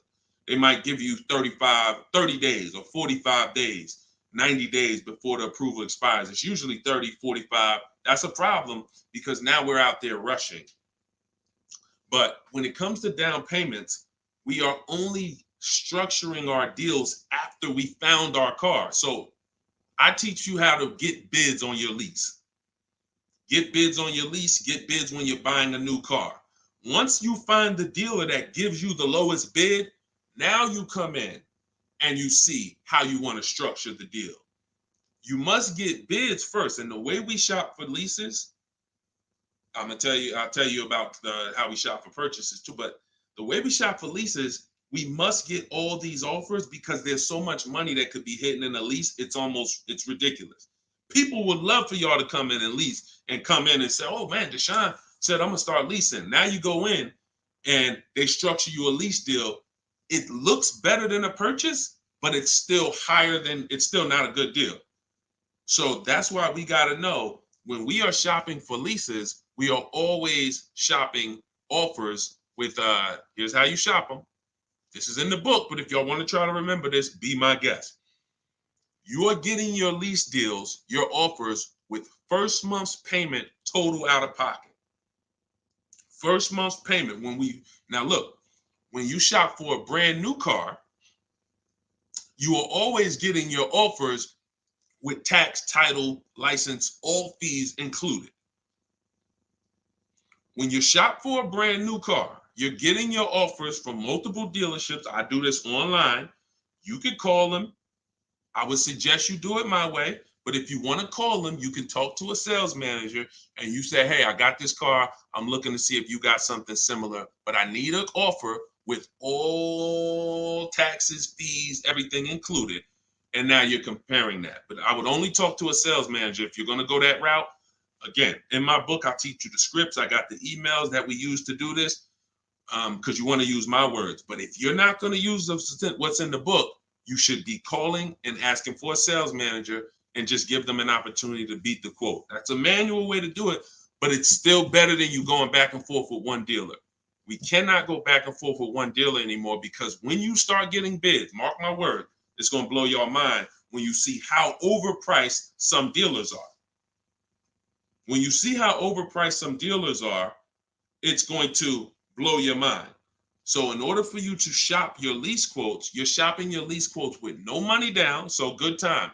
When you talk about what happens to your down payment on a lease, well, you're not putting your down payment down until you got a great lease deal. So you get your lease deal, first payment, and then you divide that into the monthly payment. Into the MSRP. Very important. Let me give you all an example. Pull up my calculator. So let's say I got an offer of $500 a month on a $40,000 car. That's what's called a 1.25% lease. You take the monthly payment and you divide it into the MSRP. That gives you a percentage. The lower percentage, the better the deal. And this originated from some of who's heard me mention the 1.5% rule for bad lease deals. Type me if you've heard that. No, you don't have to tell them you're pre-qualified before you go. It's not even a question. We're just shopping for the price of a car. So you've heard, okay. Okay. So, see, and I looked at another question while I was in the middle of answering one. So, wait, we were talking about lease quotes. We were talking about, okay. Okay, that's right. The 1.5% rule. So when y'all hear me mention the 1.5% rule, I'm telling y'all, again, it goes back to the fact the lease, the name of the game with a lease is how much can I pay for a car over 3 years that I'm giving back? The lower, the better. So since the beginning of time, people who got great lease deals knew about the 1% rule. The 1% rule said, if I buy a car, if my lease payment is 1% of the MSRP or below, it's a steal. So if I'm looking at a $40,000 car and my lease payment on it, 12,000 miles per year, is $400 a month, no money out. No money. I know that y'all may have been taught, yo, you got to put money down when you lease. That is a lie. I'm going to be peeling back a lot of lies, a lot of misconceptions, a lot of bad belief systems that we've picked up, and we're going to tear those down. So money down with a lease is absolutely not a requirement. So when we're getting our lease deals, example, 2018, I leased a 2018 Jeep Grand Cherokee Laredo. It was $35,000. I gave them $330 a month, and I drove off. That was my payment. 39-month lease. We'll talk about in the future. We don't do 4-year leases. We'll talk about that in the future. But that's the 1% rule. 1%. Now look at that. Think about value, y'all. You drive off the lot in a brand new $35,000 car, and you're paying $330 a month. That's under 1%. So these are steals. I call these steals. You ever see a lease deal like that? It's not a deal. It's a steal. Now, in order to get that type of deal, you need a great lease program. So we can't. So it's not just like, oh, every car has a 1% deal. No, if they don't have a ton of rebates, if they don't have a good residual value, if they don't have a good rate, then it's not going to happen. But in the long run, we can't control that. All we can control is how we're going to shop. And the way we shop is get your first month's payment.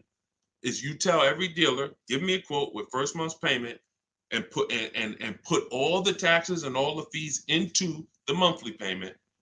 And then you let me know what that is. And you have to know the MSRP, because you divide that monthly payment into the MSRP, and that's going to tell you the percentage. If you see 1.35, 1.45, 1, these are good deals, really good deals. We still need to compare, because I got people who are getting, look, if we don't compare, you could be in trouble.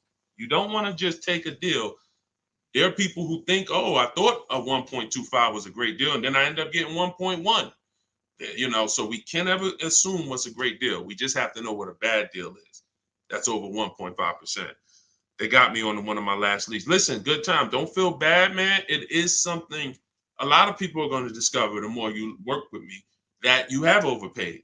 But there's been no one to tell you. So there's been no one to tell you. So 1% still, 1% 5 is the max. Exactly, K-Dub. That's the exact formula and ratios we use for measuring great lease deals. 1% or lower is a steal. Between 1% and 1.5 is a deal. That's great value compared to purchasing. So when someone drives off the lot with a great value lease, 1.25, anything under 1.5, they're paying less than someone who purchased. They're paying less than someone who purchased. Once you get above 1.5, you're now going close to spending the same amount as the person who bought the vehicle, which we don't want, which we can't do. We eliminate the benefits of leasing. And some lease programs y'all are going to see are bad. You shop multiple offers and the lease programs are bad. We can't get those leases. I will never co-sign, because leasing is a value play. I will never co-sign you getting a car because you like the car a lot and overpaying for a lease, because the lease program is bad. Sometimes, I want a Range Rover Velar. The lease program is bad. All right, well, I'm going to go get a Genesis GV870, And then, you know, maybe in 3 years, the Range Rover lease program will be good. But right now, I'm not going to do it because no one loves a car that they're leasing. You always just like it. If you're leasing, you're switching cars every 3 years. You don't love anything. When you love a car, you buy it, you keep the thing 10 years. That's love.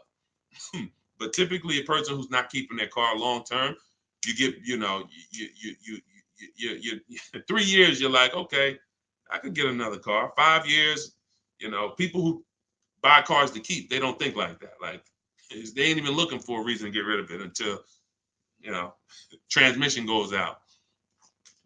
And then I always joke because as a keeper, what do you do when the transmission goes out? If anybody on here has bought their cars and kept them till the wheels fall off, when the transmission goes out, what do you do? What do you do? See, you're not a keeper. You're not buying a car to be a keeper. That transmission go out, you ready to get rid of it. You ready to get rid of it. Look, a lot of people are like, no, I go fix it. I go get another transmission. Exactly. All right. All right, let's keep the questions moving. Welcome to the people who just jumped on. Happy to have you. If you're enjoying the broadcast, could you please make sure you are subscribed to us on YouTube? That's where we're going to be able to share really when we get into, which is coming very soon, I'm going to be sharing visuals for y'all to see. Just sharing a variety of things, websites that we use, things you want to stay away from, website, like all in my book. But in time, you're going to want to see it on YouTube because you might not be able to see it on Instagram or TikTok. What's the MSRP equivalent for used cars? F Broncos asked. Here's what who's purchased a used car? Type a U. If you purchased a used car before, type a U. Type a U if you've purchased a used car before.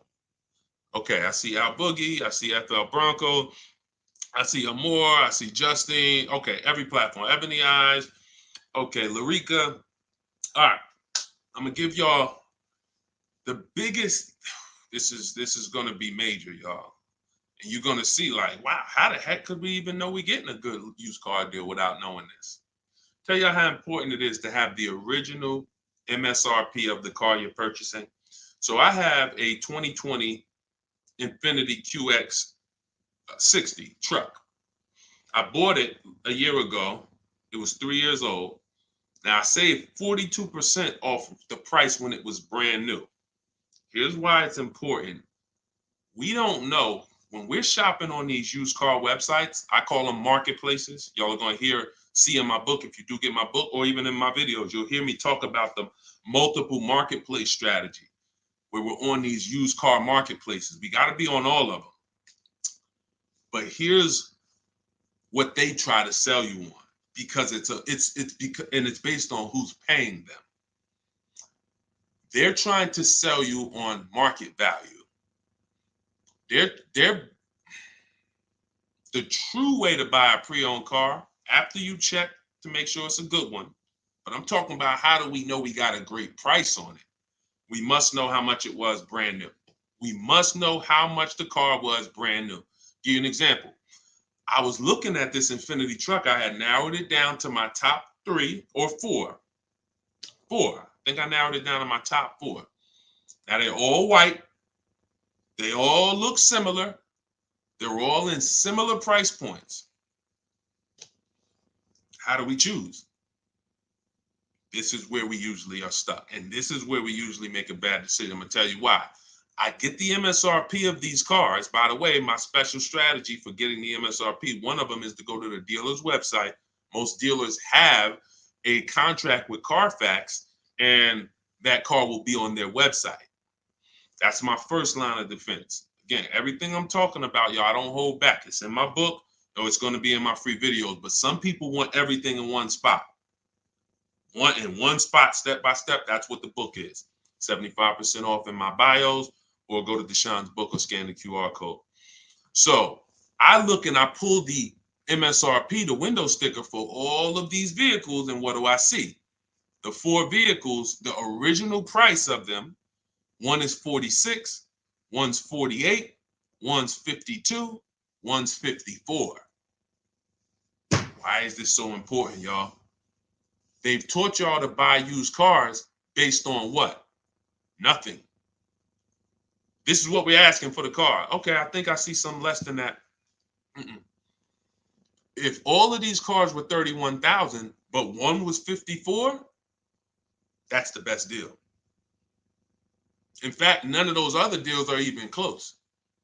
That car right there has more packages in it, more equipment in it, special features in it. Those other cars don't. So the percentage of the discount that I'm getting off the car is higher here. Does not matter what the dealer's asking for the car. See, we've been taught you go and you focus on trying to get the dealer's price down. That is true in some cases.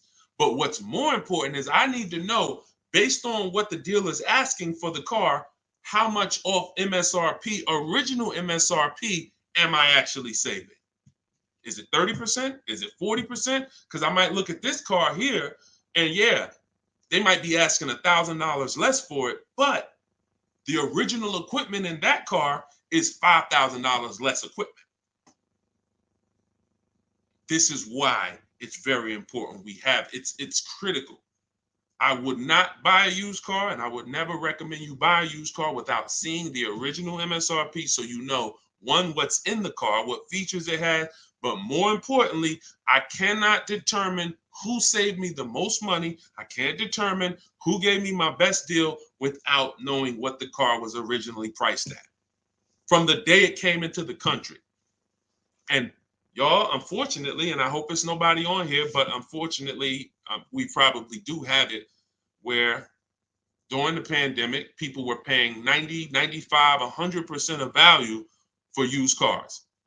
When I mean a Toyota Camry that brand new was 30, they were paying 29 for it, and it was 3 years old. See, I call this true value percentage, TVP. Y'all are going to hear this. We call this true value percentage. We can't look at a used car. See, once we see, wait a minute, based on the new price, the car when it was new, you charging me 95% of the car's value, and it's 3 years old. Once we start looking at true value percentage, car was brand new 30, you asking 25. Okay, you knocking this percentage off.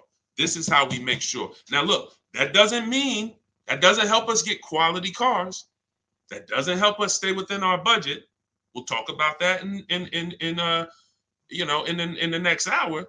Because what I'm going to be doing is I'll be doing these shows throughout the day in hour segments. So what you'll see is every time I come, we'll do if there's something that we want to tie up, we'll try to do it in both hours. Again, it's very tough to go over all things and then do Q&A and just get it done in a couple minutes. So some things may continue to the next hour, but once y'all get this, it doesn't change. So although, some of this might be brand new to you. I'm sure it is for a lot of you, having a system for how you shop, boundaries. But once you see how this thing works, it doesn't change. That's why I could write a book. That's why I have a library of videos that are step-by-step. The step-by-step version of my book is the Cars from Home video library, because I know we're so ahead.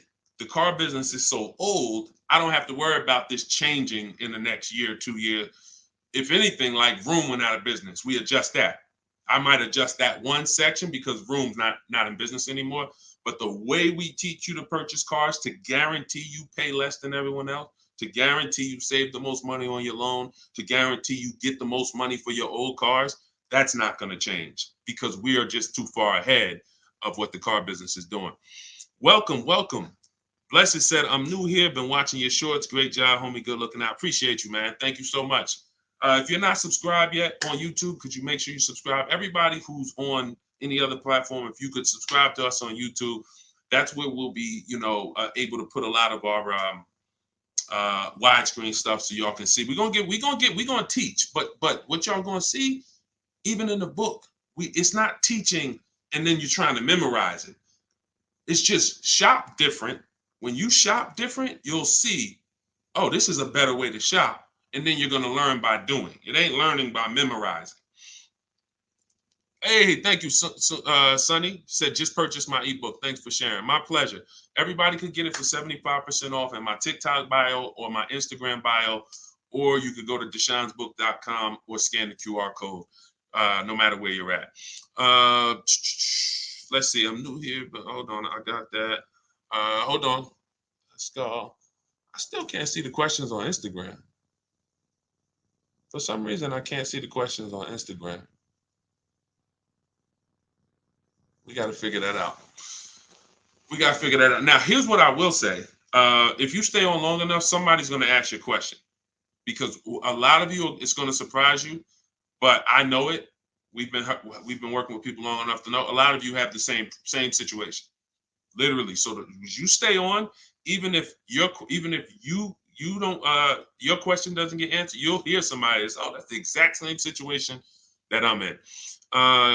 Josie said, I really need help. I'm interested in buying a 2001 H1 with 70,000 miles, 75,000. Should I go for a 40,000 of 50K? I don't really understand that. I really need help. I'm interested in buying a 2001 H1 with 75,000. Should I go for 40 or 50K? So I'm guessing you're saying I'm buying a 2001 Hummer with 75,000 miles, or either is that asking price is 75,000? Should I go for 40 or 50K? No, we go for whoever wins the bid. See, we can't get into, here's where this could hurt us sometimes. You know what we do? We save a certain amount off the price of a car, and then we want to carry it to our next deal and say, well, we should save the same amount on this car. No, because we don't know what the programs were that allowed us to save 7,000 off that car. And I'm talking about new. Pre-owned cars, this is different. Pre-owned cars, you go to the market and you see who has the lowest car for the money. So we're not going local. It's two favorite words, y'all. And some of you, let me see who's been with me for a minute. See if anybody knows. What's my two favorite words when it comes to saving money? And again, this is, I haven't been live and we haven't done this in a, does anyone remember favorite words? Y'all wouldn't know on YouTube, I don't think, unless I used to say this a lot on TikTok. Oh, Alicia said they got kicked out of Instagram. Okay, so come on over to TikTok. All right, it still says we got a lot of people on Instagram, but that's good to know. Okay, we'll check that out. Does anybody remember my two favorite? All right, anyway, I'm gonna tell y'all, and now y'all will know this going forward. And I want these to be your two favorite words: multiple offers. Multiple offers. Very important. When I tell you, when you make multiple offers your two favorite words, you are going to save so much money. It's crazy. So I'm not buying something and there's only one of them out there. I don't have anything to compare it to. That'd be like me walking into the grocery store and I want chips. I really want some barbecue chips. And I go into the aisle and it's only one brand of barbecue chips. Wise Barbecue is the whole store. Now, I don't know if they're charging me a good price because I don't have anything to compare it to. They might say, oh, bag of chips, $4.99. Is that good or not? Well, we don't know. But when I see all the other options, same thing with spaghetti sauce. I need to see all the options. Same thing if some of y'all were buying a TV. If you had to buy a TV right now, if you had to buy a daggone 100-inch TV, are you worried about overpaying for it in this day and age? No, because you know, man, I'm going to go to Amazon, I'm going to go to Best Buy, I'm going to go on this Walmart.com, and by the time I see some options and see what they pricing at, I'm going to be able to choose the best one in 10, 15, 20 minutes, right? That's what comes through. That's price confidence. That's called price confidence. And the only way to have price confidence, to eliminate that feeling of, oh, did I overpay? You think I paid too much for this? Is to learn multiple offers, multiple options. So what you should be doing, Josie, is looking at so many H1s, wherever they are, that I know I'm not going to overpay because I see them all. I see where the price, and I'm gonna teach y'all, this is in the book, and I'll teach y'all in my video. We set up accounts when we're shopping for a new car, because once we know where the prices are, we want to be alerted every new car that pops up, every single used car that pops up, you want to get alert on it. You want that thing coming to your email the minute they post it, because everybody else is not going to be able to move on it because it's too fast. They need time. They need to, oh, let me see it. Okay. But if you know the used car market, like I'm going to teach you, if you know the low prices on this car is 40, the high prices is 55. Soon as that one pops up at 41, you don't have to hesitate.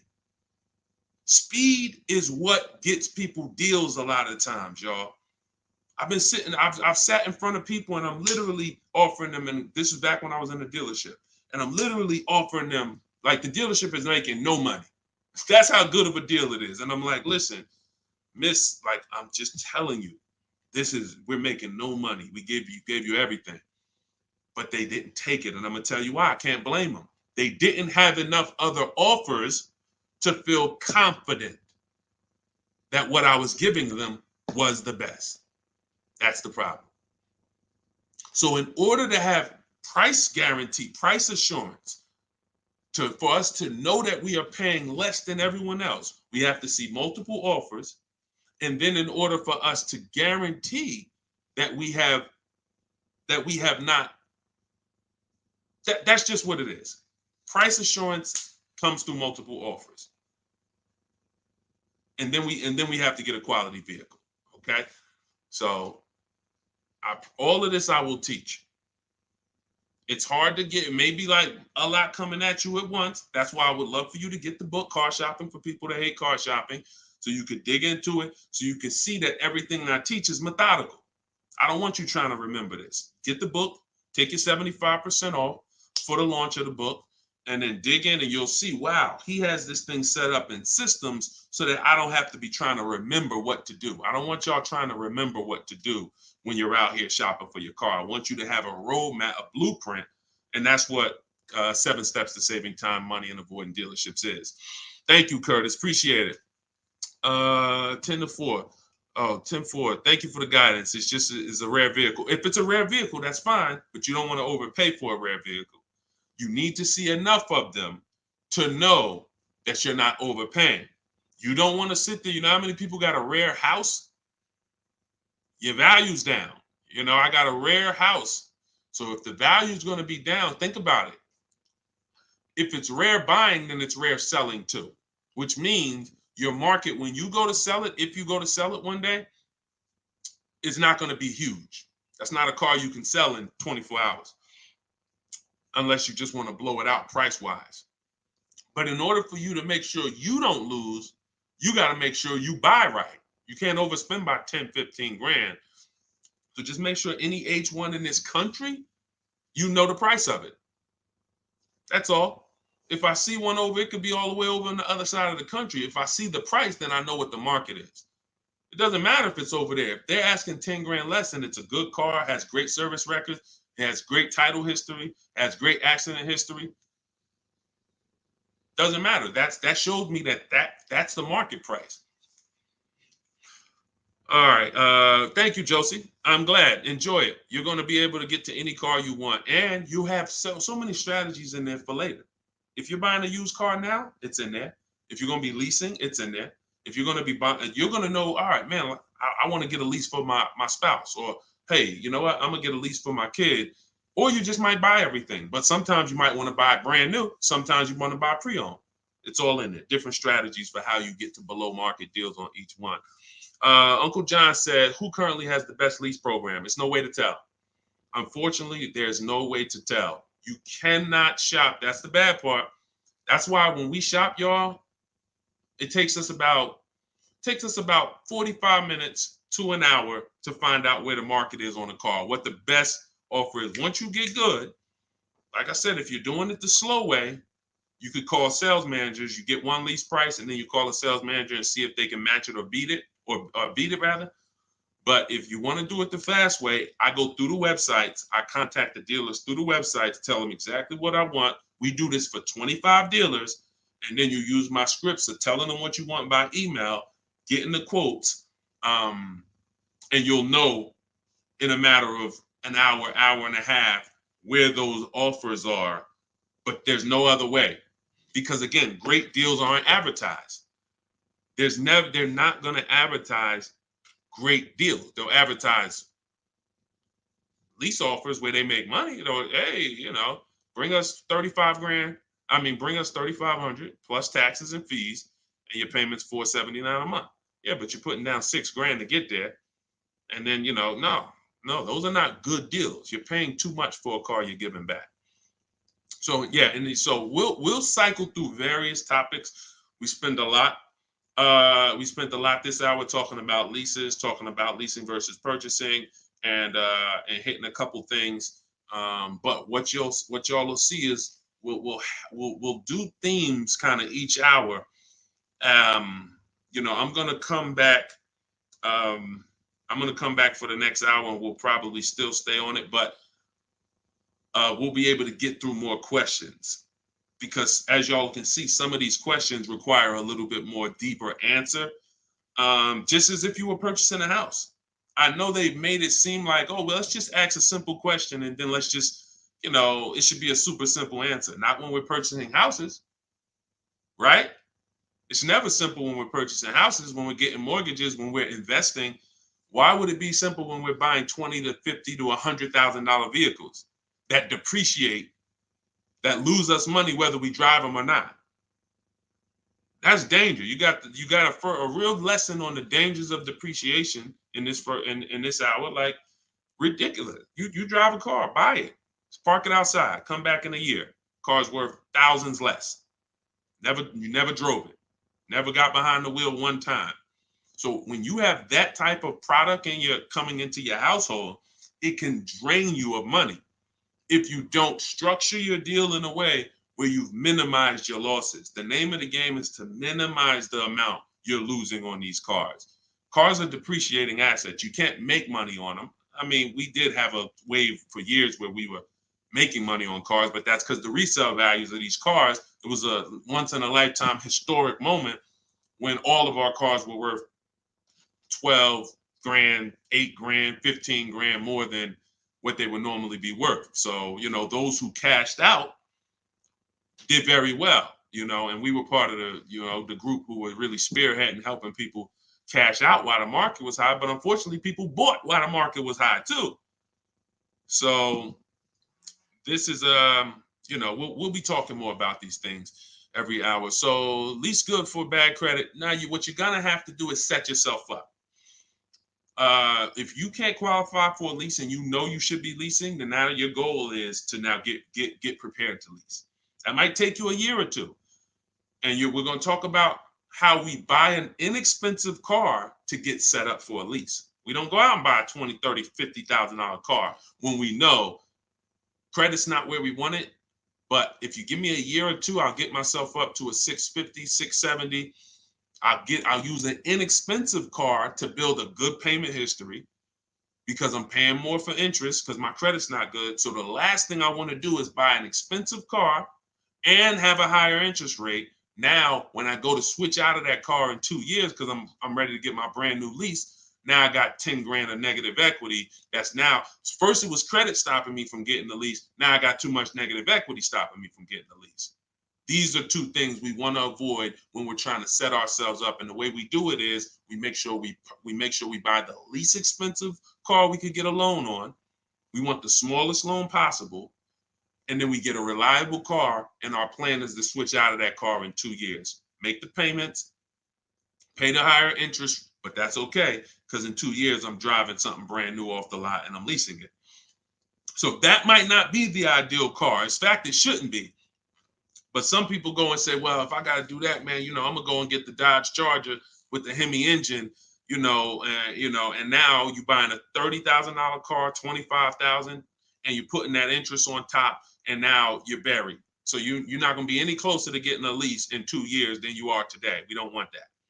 You got to bite the bullet And if you got a ton of money, I'll show you how to get it done, and you can get a little bit of a nicer car. If you got bad credit, but you got 10 grand, you don't have to get a $10,000 car, but we need to work these things accordingly, because the key is a small loan, reliable car. That's the key. Okay. TikTok's telling me my live's going to end in 60 seconds.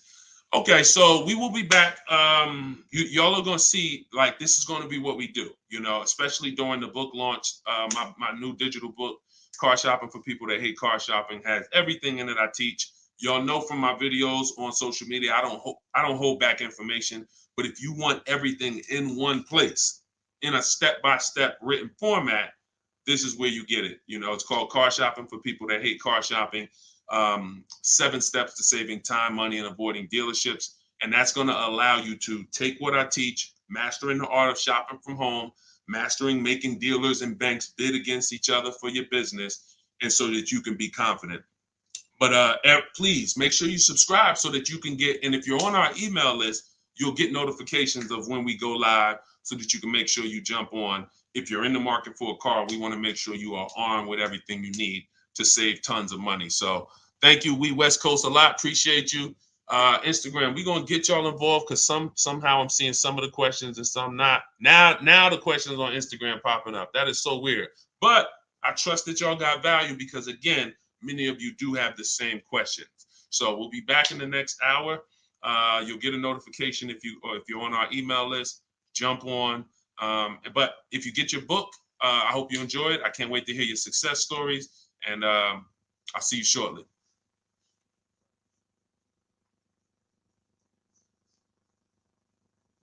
Oh, and if you need the book, it's in my TikTok bio.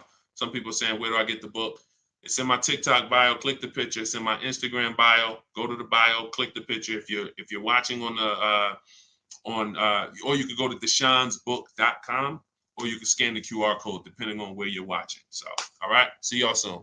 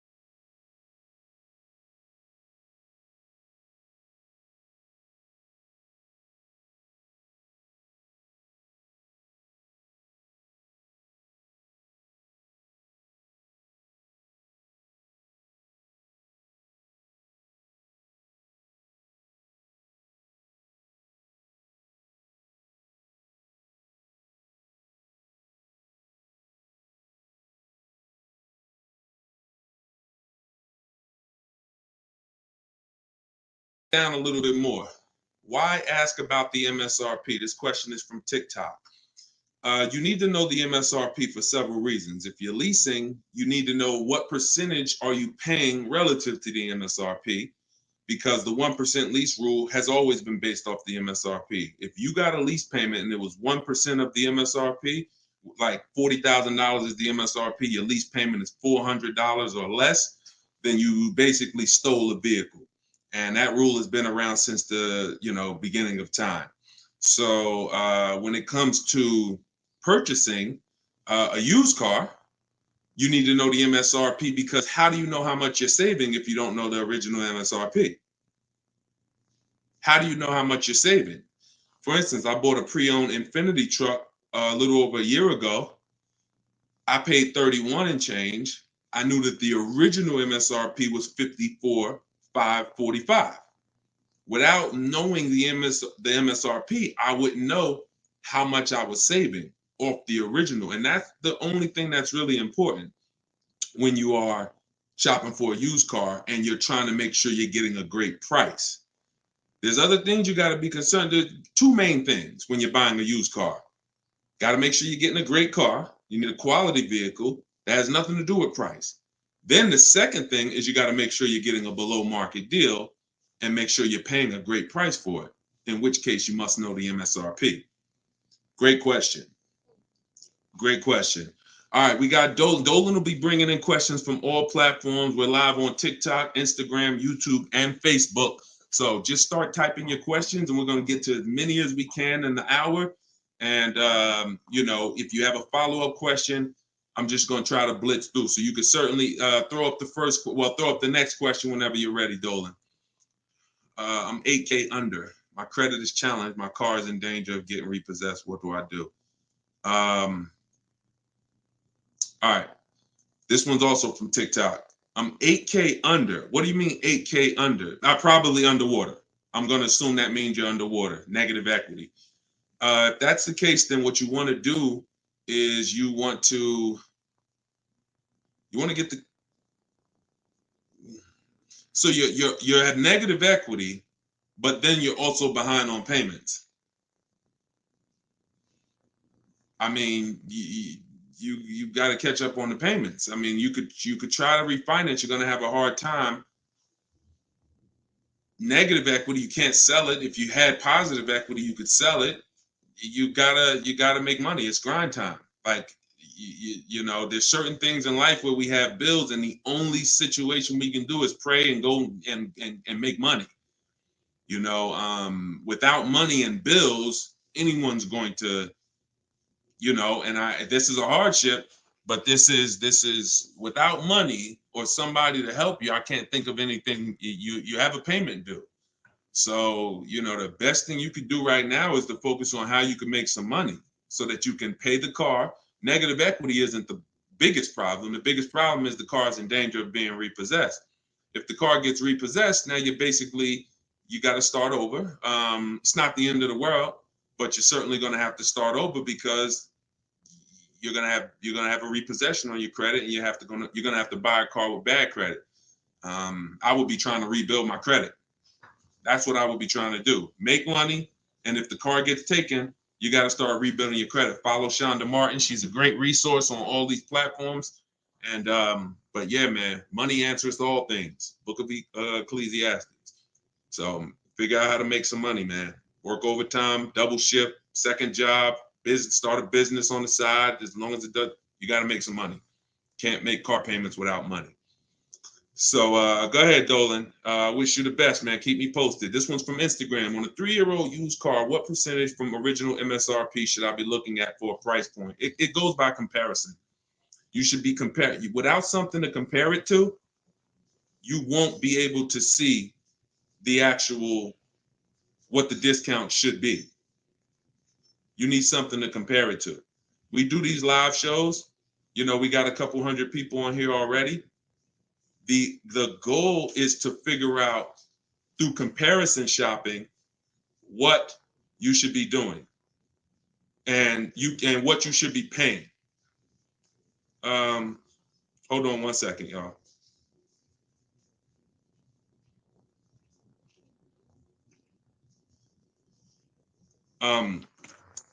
Yeah, so that's the goal. You don't know what a fair price is, what a great discount is, until you are not, until you have other offers to compare it to. That's the problem. Go ahead, Dolan, shoot the next question up. Like, I didn't know that 42% off my Infinity that I got was a great discount until I compared it to the others. I narrowed it down to 4 choices, and then 3 of them were not as big of a discount. And, one of them was, most of them were in the 30s. This particular one was a 42% discount off the original MSRP. Go ahead, Dolan. Oh, this one's TikTok. How do I get the lease rate down? You always, listen, the only way you're going to get a great lease deal is by comparison offers. You got to get at least 5 offers because 80% of dealers are overpriced. And the only way you're going to see that is by looking at other offers. See, most of the questions y'all are going to find out have to do with you shopping for cars the way you shop for other things in life. You shop for everything else. When we get great deals, it's comparisons. Everything we do is a comparison. Now, the only way you have price assurance is through comparison. and knowing if somebody tells you, we guarantee no one will beat our price, or hey, Walmart says you could buy this item and if you find it at a lower price, you know, we'll match it or we'll beat it. See, that's price assurance. That's comparison. That gives you peace of mind of knowing I'm not overpaying. And the only way for you to bring that same piece, the reason why we're able to, and for those of you, if this is your first time on a live with us, type 1. If you've never been on a live stream with me, type a 1 in the chat. See how many first time people we got. How many people first time? What y'all are going to see is what I'm teaching you to do is shop for cars the way you shop for everything else. Because the way you shop for cars now, you don't shop for anything else like that. Okay, Ronnie, I see you, Stoner Kid. Okay. I see you, Amelia. Okay, Batman, good to see you. Edgar. Okay, Paul, we got a lot of first-time people on here. So what you want to do is start shopping for cars the way you shop for everything else. And we get great deals by comparing offers.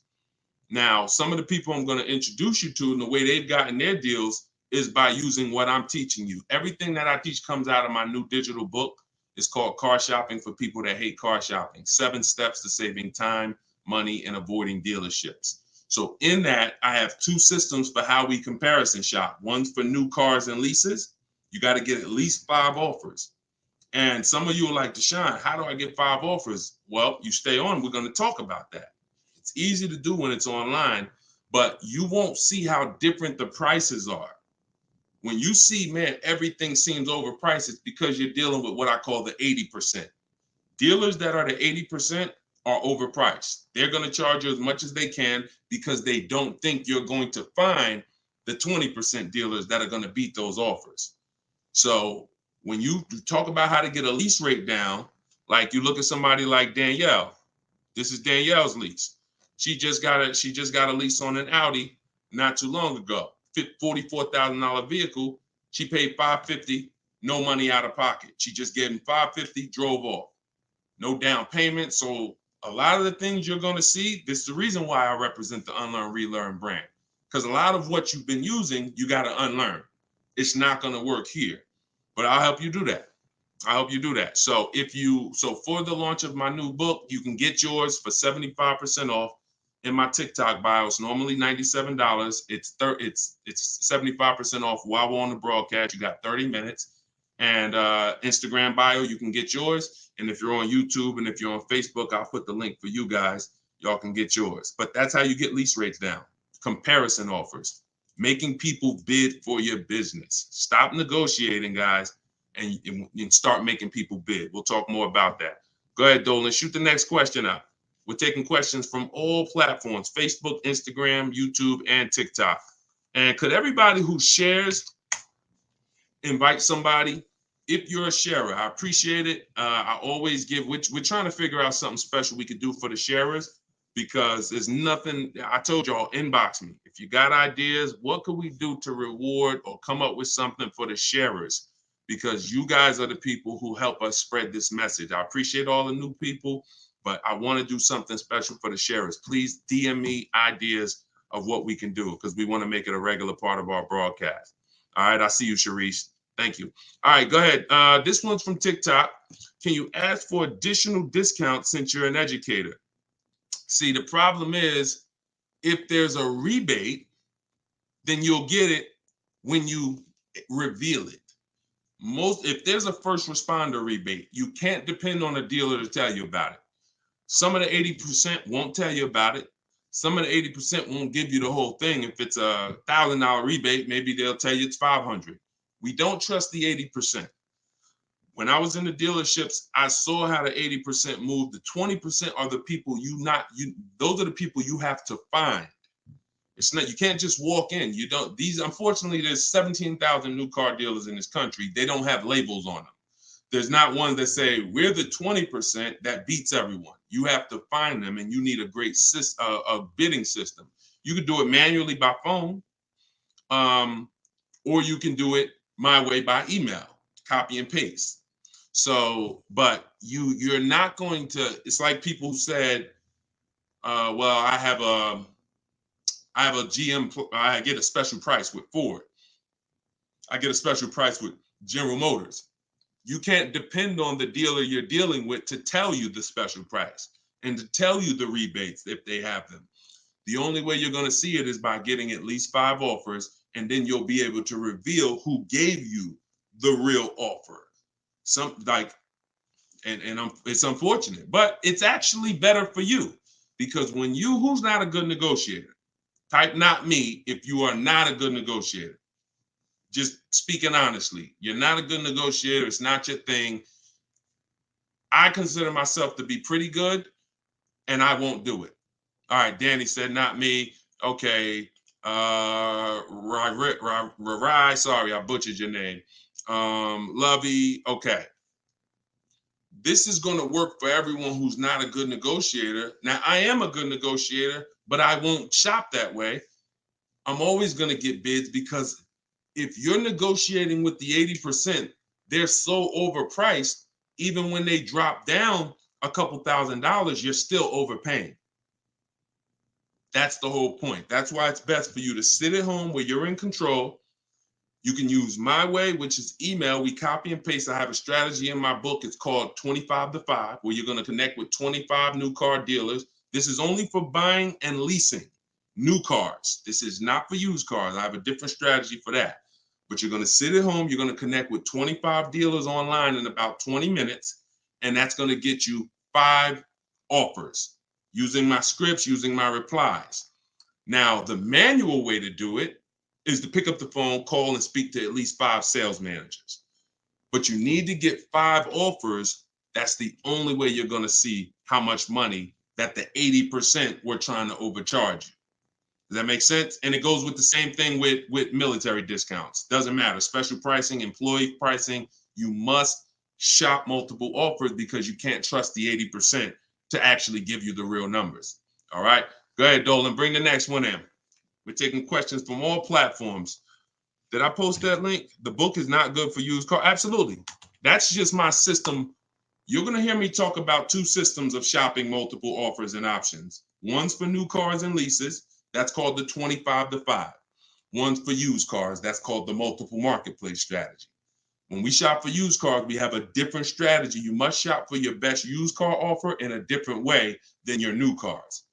It's very different. They're both in my book. Y'all will hear me talk about them on my videos, on my social media videos if you've seen them, and you'll hear me talking about them on the live. 2 totally different shopping strategies based on your goal. All right, this one's from Instagram. When you walk into a dealership, the salesman comes at you right away. Can you tell him you're just looking for now, and I'll come get you when I see something? Of course you can. So using what I'm telling you, you should not spend more than 30 minutes in a car dealership ever. Tons of people that you'll see, the more you stick around this broadcast and the more you learn and the more you see our community over here. We've been doing this for 3 years, teaching the public. We've got 1,700 people we've worked with personally, a couple thousand books. People are using this stuff. It's not just the saving of money, it's time. You shouldn't be in a dealership if you're not there to test drive, or if you're not, see, we have something we call shopping, not buying. Very different. That's actually step 4 in my book. There's 7 steps. The last step is delivery. Step 4 is something I call shopping, not buying. You have to learn, if you're going to enjoy shopping and take control of your car deals the way I want you to, that when you are shopping, you are deciding what you want. That's shopping, deciding what you want. You can get your copy of the book in my TikTok bio. Everybody got 30 minutes to get it for 75% off. Somebody on TikTok said, how do I get the book? It's in my TikTok bio. If you're on Facebook or YouTube, you can scan the QR code, or you can go to deshonsbook.com. If you're on Instagram, you can go to my Instagram bio. It's normally $97, but it's part of our official launch. You can get yours for 75% off. So when you are there with a purpose, which means no one can actually talk you into something, because you're clear on what you're here for. I'm here to see what I like.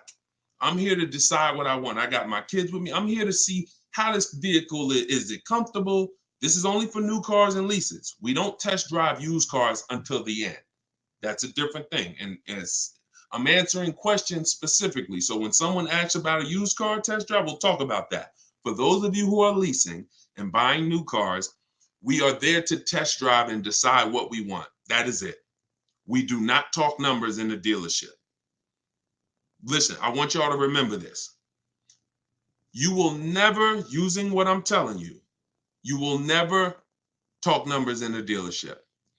If you are coming there to see a used car, the deal is made already before you get there. Your numbers, everything should be established online. That's the multiple marketplace. There's a very simple process that you can follow for shopping for used cars. By the time you walk in the dealer, who's ever had a dealership that they had to walk out of? If you've ever had a dealership where you had to walk out of, type me if you've ever walked out. Somebody wasted your time. Somebody tried to, whatever. You went there and you're like, man, I'm leaving. This isn't good. I'm glad you did that, but I want you to get to the point where no one can even waste your time. That's what I want you to get to, which means every time you walk in the dealership, for a used car, the deal is made. You're just there to test drive it, verify everything you did online. We'll talk about this. And then you're taking the car or you're locking up that deal, not taking it because, you're locking up the deal. Now, with a new car, you are there to test drive only. I'm deciding what I want. And here's look, you got to be able to ignore this. Let this stuff go. Hey, can I talk to you? Hey, let me just show you these numbers. Hey, we got some real good deals this month. Hey, you know what? Have you seen the specials? Hey, we got a special price. Hey, we're taking off Hey, we're paying over $2,000 for people's trading. Hey, we're buying old leases back. All of this stuff, it got to just be, that junk got to go using what I teach, because that stuff works for other people. It probably has worked on you in the past. Now, you're not going to let people throw you off this agenda anymore. You are literally there to shop, decide what you want, and when you take your card, take the salesperson's card. When you come home, if you like that vehicle, we will be purchasing it and getting multiple offers from home, never in the dealership. Everybody clear? If you're clear on that so far, type clear. Everybody clear on that? Clear? All right, I see you, Dave. Yep, I see you, Danny. All right, go ahead. This one's from Facebook. Carla said, my granddaughter purchased her first car in November 2023. She wanted to lease, but was told she was too young. She's 20. How can she transition from a current car note to a lease car when she turns 21 next year? Great question. Who has a car that they're thinking of replacing? You have a car now. You're thinking about replacing that car. Could be a lease, and you have to replace it. Could be a car you own. Could be a car you're financing. So the first step in my book, it's called 7 Steps to Saving Time, Money, and Avoiding Dealerships. Car shopping for people that hate car shopping. First step is the most important question. We must know whether we're going to lease or buy. You have to see that as the foundation of your car deals. You cannot get a great deal when you should have leased, but you bought. It is impossible. You can't get a great deal if you should have bought, but you leased. So that's the most important question. That's step 1. How many years are we keeping the car? Now, after that, here's what you do. You guys who have a car you have to replace, including this young lady, Carla, she asked, you must do an equity assessment. This is step 2. Equity assessment is going to tell you, can you get out of your car clean? Can you get out of your car break even? Can you get out of your car and there's equity there, which means you can put that equity in your pocket or into the next transaction? Or do you have negative equity if you have a loan? So the equity assessment is going to tell you. Now, here's how you do it. You're going to call your bank. If you have a paid off car, you do not need to do this step. You can skip this step. If you have a loan or a lease, you're going to call your bank. You're going to ask for the payoff. I see y'all running the likes up on TikTok too. I appreciate it. Can y'all keep tapping the screen?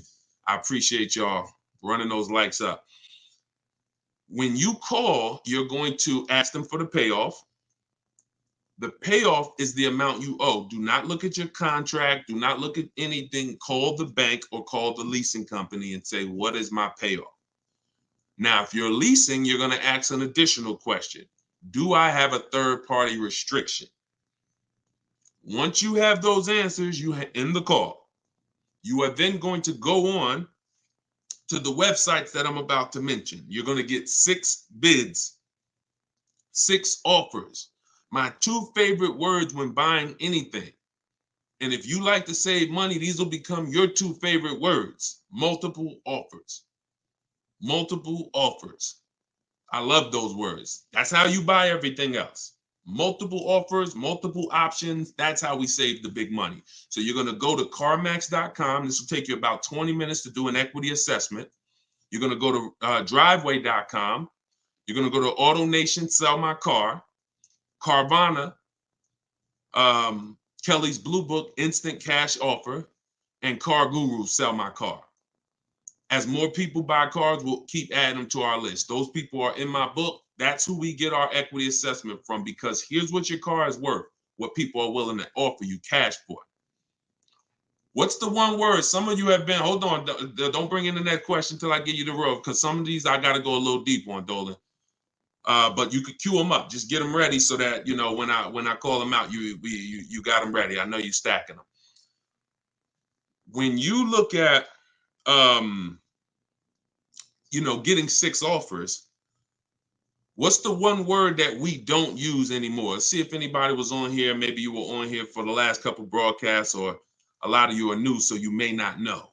What's the one word? Good to see you start back up. What's the word that we're not using anymore? And for the new people, you're about to learn.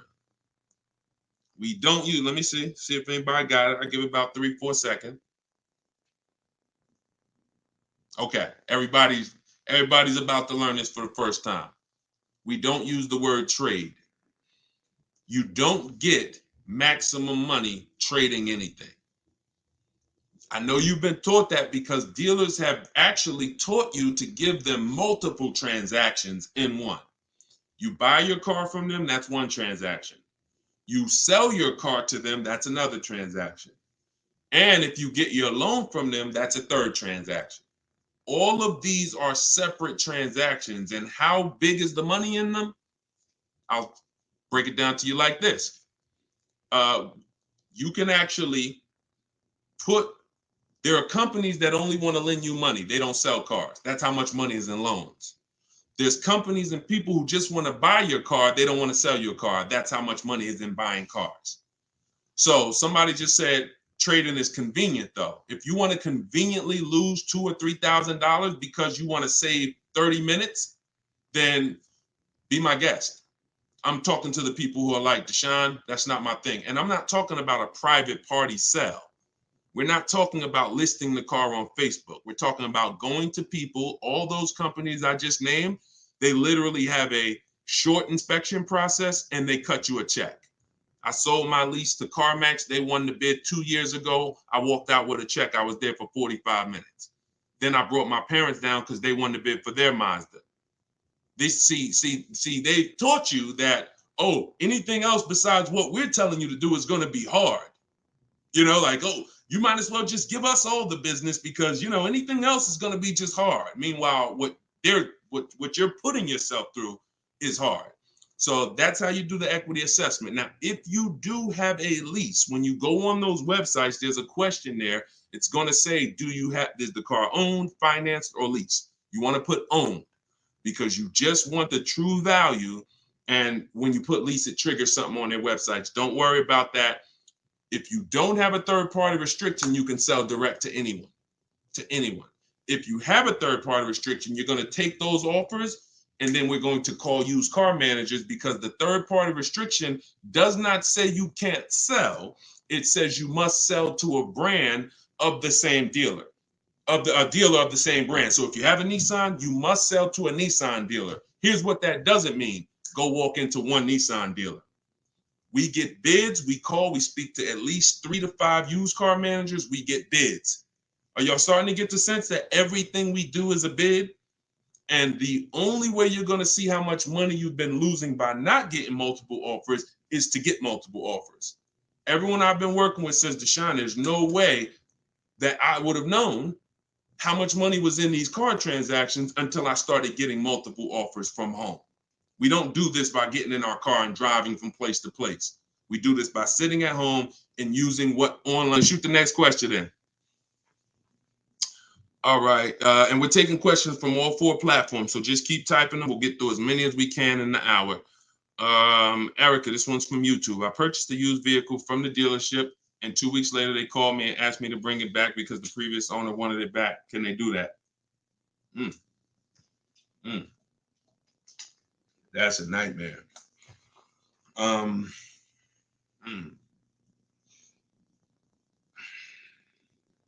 Y'all hear that question? Erica purchased a used vehicle. 2 weeks later, they called, asked to bring the car back because the previous owner wanted it back. So it's less about your transaction, and it's more about if the transaction with the original owner was legally closed. If they left the transaction open, now if I'm you, do you have your paperwork? You have all your loan? And here's the most important thing. Has the loan been funded? Is there a new loan attached to that vehicle under your name? Are they in the process of registering that vehicle under your name? Now, here's where you could be dealing with the crap that the 80% of dealers who are scumbags. This is what they do sometimes. They'll take a car from a customer. They're waiting for the title. They technically don't have the legal right. They have the legal right to sell the car, but there's a loophole there probably because they haven't gotten the title from the owner. And if the owner comes in and says, you know what, I changed my mind, and the owner's holding the title. But what I would do if I'm you, somebody got to call me. I want to look at your paperwork. If you have a loan, Erica, whatever bank you're going through, I would call them, and I would call if the bank knows you and they've established an account number for you, and they're like, yes, Miss Maxwell, we know you, then I'm holding on to the car until somebody comes and pries it from my hands because I have a legal right to this car. There's a loan under my name. You have my money. You have started this process. If none of that's in place, then, and it sounds like, it sounds like you dealt with a scumbag dealership, but that's what I would do. I'm not just giving up the car because you said, oh, the owner wants it back. The old owner wants it. That's not my problem. You made a deal with me. I have paperwork that is binding, and you work that out with the owner. Because that happens sometimes. Dealers do some crappy stuff, or dealers don't cross their T's, dot their I's, and then and then the owner comes in, the original owner who traded the car. That ain't got nothing to do with who you sold that car to. That car is on the road, and there's a loan attached to it, or there's been cash paid for it. Now I'm holding on to this car until you legally show me that I need to release this car, and I might call a lawyer and see, can I get some damages out of this? Like, this is just, God, the 80%, we got to put them out of business. And the only way you get these wolves out of business, y'all, is you got to starve them. I'm telling you, the more people that shop online, when you learn how to shop online the right way, people like this won't be able to exist. But because most people are still going in the old way shopping, giving them a chance to do this, keep me posted, Erica. It sounds like it's a terrible situation, but please keep me posted on that. Go ahead, shoot the next one in, Dolan. This one's from TikTok. What's the best practice for buying a car after bankruptcy? If the bankruptcy's been discharged, start rebuilding your credit. I've seen people who went through a bankruptcy. Once it was discharged, they started building credit immediately, and they were up to a 700 score in a year. So, it's the key is not to come out of bankruptcy and start buying stuff. The key is come out of bankruptcy and start rebuilding your credit, because if you can do it relatively quickly. Everyone should be following Shonda Martin. Some of you may know her. She's all over all these platforms. She does what I do, but she does it for credit. She'll do lives. The girl is brilliant, and I tell everybody about her. But that's the whole thing. You should be rebuilding your credit. You can do it quick. Get yourself up to a high 600-700 score, and then go and get a car. That's what I do. Go ahead, Dolan. Shoot the next one in. It's another one from TikTok. How do you feel about buying a car with a credit card? I don't. Credit cards are 20-something% interest. I don't carry a balance on my credit cards. Shonda doesn't recommend carrying a balance on her credit cards because the interest is exorbitant, and we would never buy a car with a credit card under any circumstances. Instagram. How do I keep my credit score from taking a hit each time I shop for a vehicle? Okay, good question. Let's go into detail on something I call the bank bidding war. Okay, this is something that I'm sure, unless you guys have been on here before, you've probably never heard. So you heard me say everything is a bid, right? So the same way we make dealers bid for who wins our business, who's going to sell us a car, same way we make the companies bid on who's going to buy our car, that's the same way we make banks and credit unions bid. 1 point on an interest rate on a $30,000 loan could be $1,000. So we're looking, so we take interest, we take shopping for car loans as serious as we take getting bids for the new car. There's thousands of dollars in loans. Remember what I said about 15 minutes ago? There's people who just want to give you a loan. That should tell you there's a lot of money in loans. They don't sell cars. So if there's a lot of money in loans, you're going to see this isn't about relationships. You're either going to be a relationship person or a money person. If you want to be a relationship person, type R. That's going to cost you money in what I'm telling you. If you want to be a money person, if you want to save all the money that you should be saving, type M. That's going to come at an expense of relationships, because your bank is not your friend. They're in the business of making money. All right, I see you, Jennifer. I see, all right, a lot of people typing M's. Listen, if you used to go to dinner with your car salesman, invite them to the barbecues, that's going to change when you start getting bids. Unless he just wants to compete. If he's willing to compete, then it won't change. But going back to what Cindy's asking, how do I keep my credit score from taking a hit? So there's a way you do this bank bidding war. There's 3 rounds to it. 3 rounds to it. The first thing we're going to do is check to see, are there any special interest rates for the car we're shopping for? Because if the bank is offering you 0%, 0.99%, this will only come from the company that makes the car. This won't come from a bank or a credit union.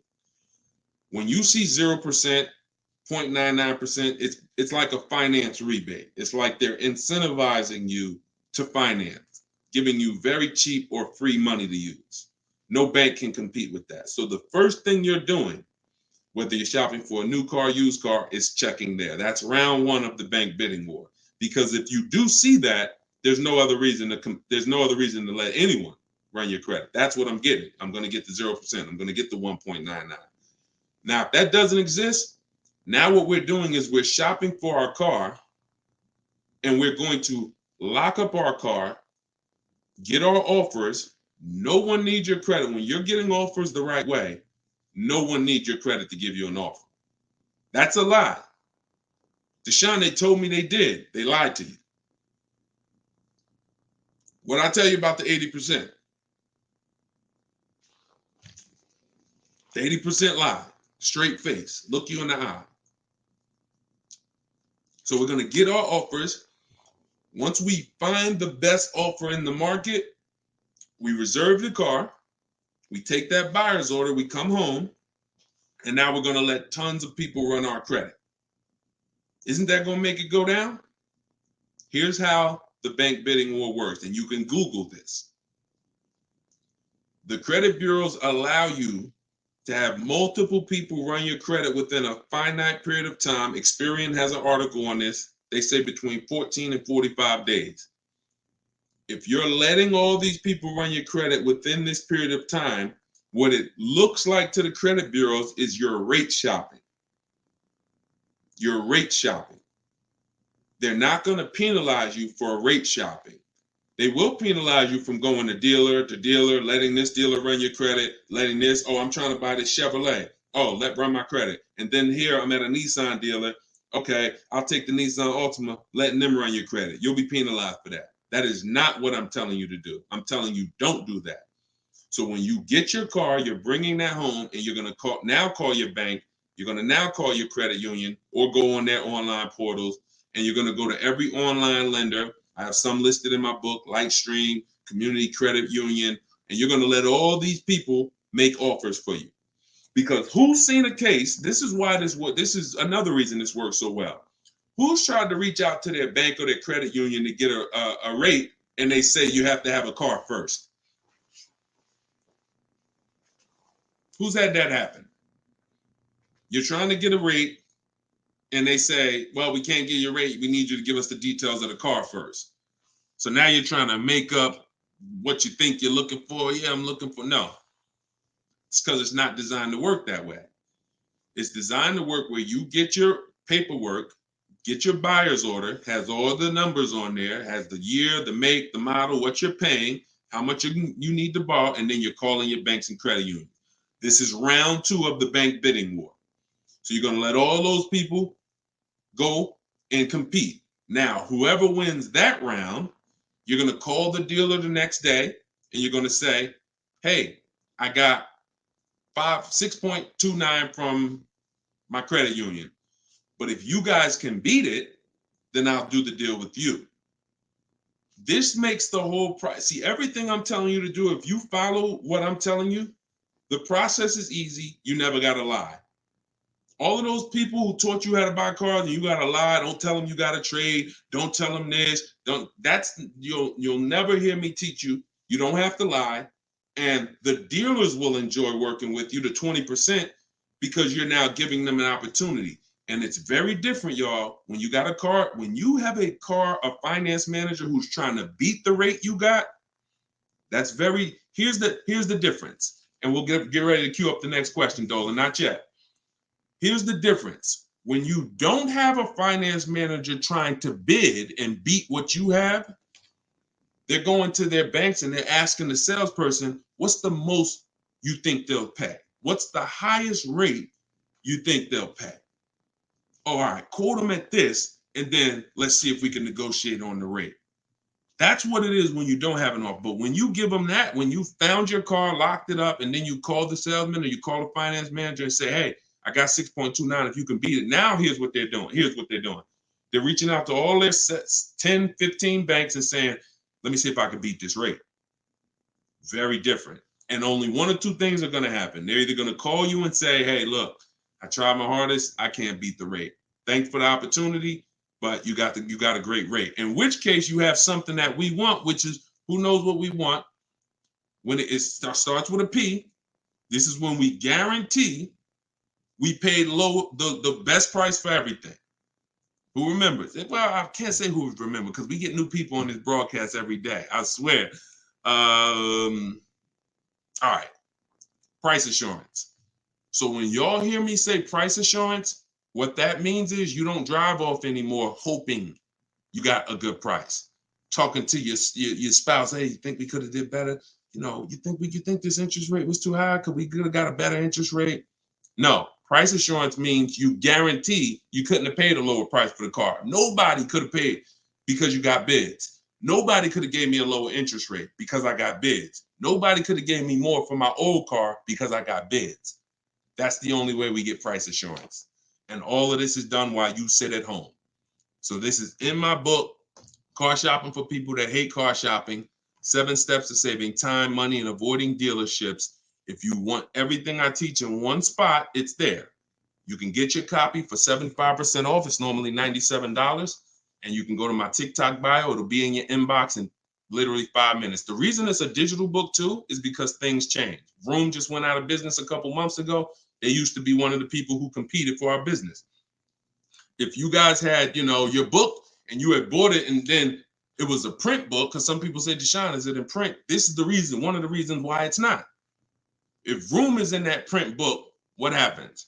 Now I got to jump on live and say, hey guys, volume 2 of my book is out because things have changed. Get your volume 2. I don't want to do that. You get this one time, and then I update it when Vroom went out of business. I updated the master file. Everybody who opened their book, no matter what, it was relevant. And that's one of the biggest reasons why it's a digital book. So you can grab your copy for 75% off, but you got 30 minutes. Once the timer is 0, it goes back up to 97. In my Instagram bio, in my TikTok bio, or you guys can, I'll put the link right here for you guys on YouTube and Facebook. You can go to deshonsbook.com. Oh, wait, I put the wrong one. I put it in my bio here. All right, Dolan, you can queue up the next question. Keep typing your questions, y'all. We got some more time. We're going to try to get through as many as possible. And we're pulling them from all platforms. We're on Instagram, we're on TikTok, we're on Facebook, and we're on YouTube. So we're pulling questions from all platforms. This one's from TikTok. Can you use the equity in your lease towards the purchase of a used vehicle? Most certainly, Eddie, the equity is yours. Once you identify your equity and you know how you're going to get it, who you're selling to, you can either put that money in your bank account or you can use that as a portion of you can use that towards your next car deal. That's your money. Your money. Go ahead, next one. This is another one from TikTok. I need a bit of advice. My son totaled his car. It was a loan Honda. Should I lease or buy this time around?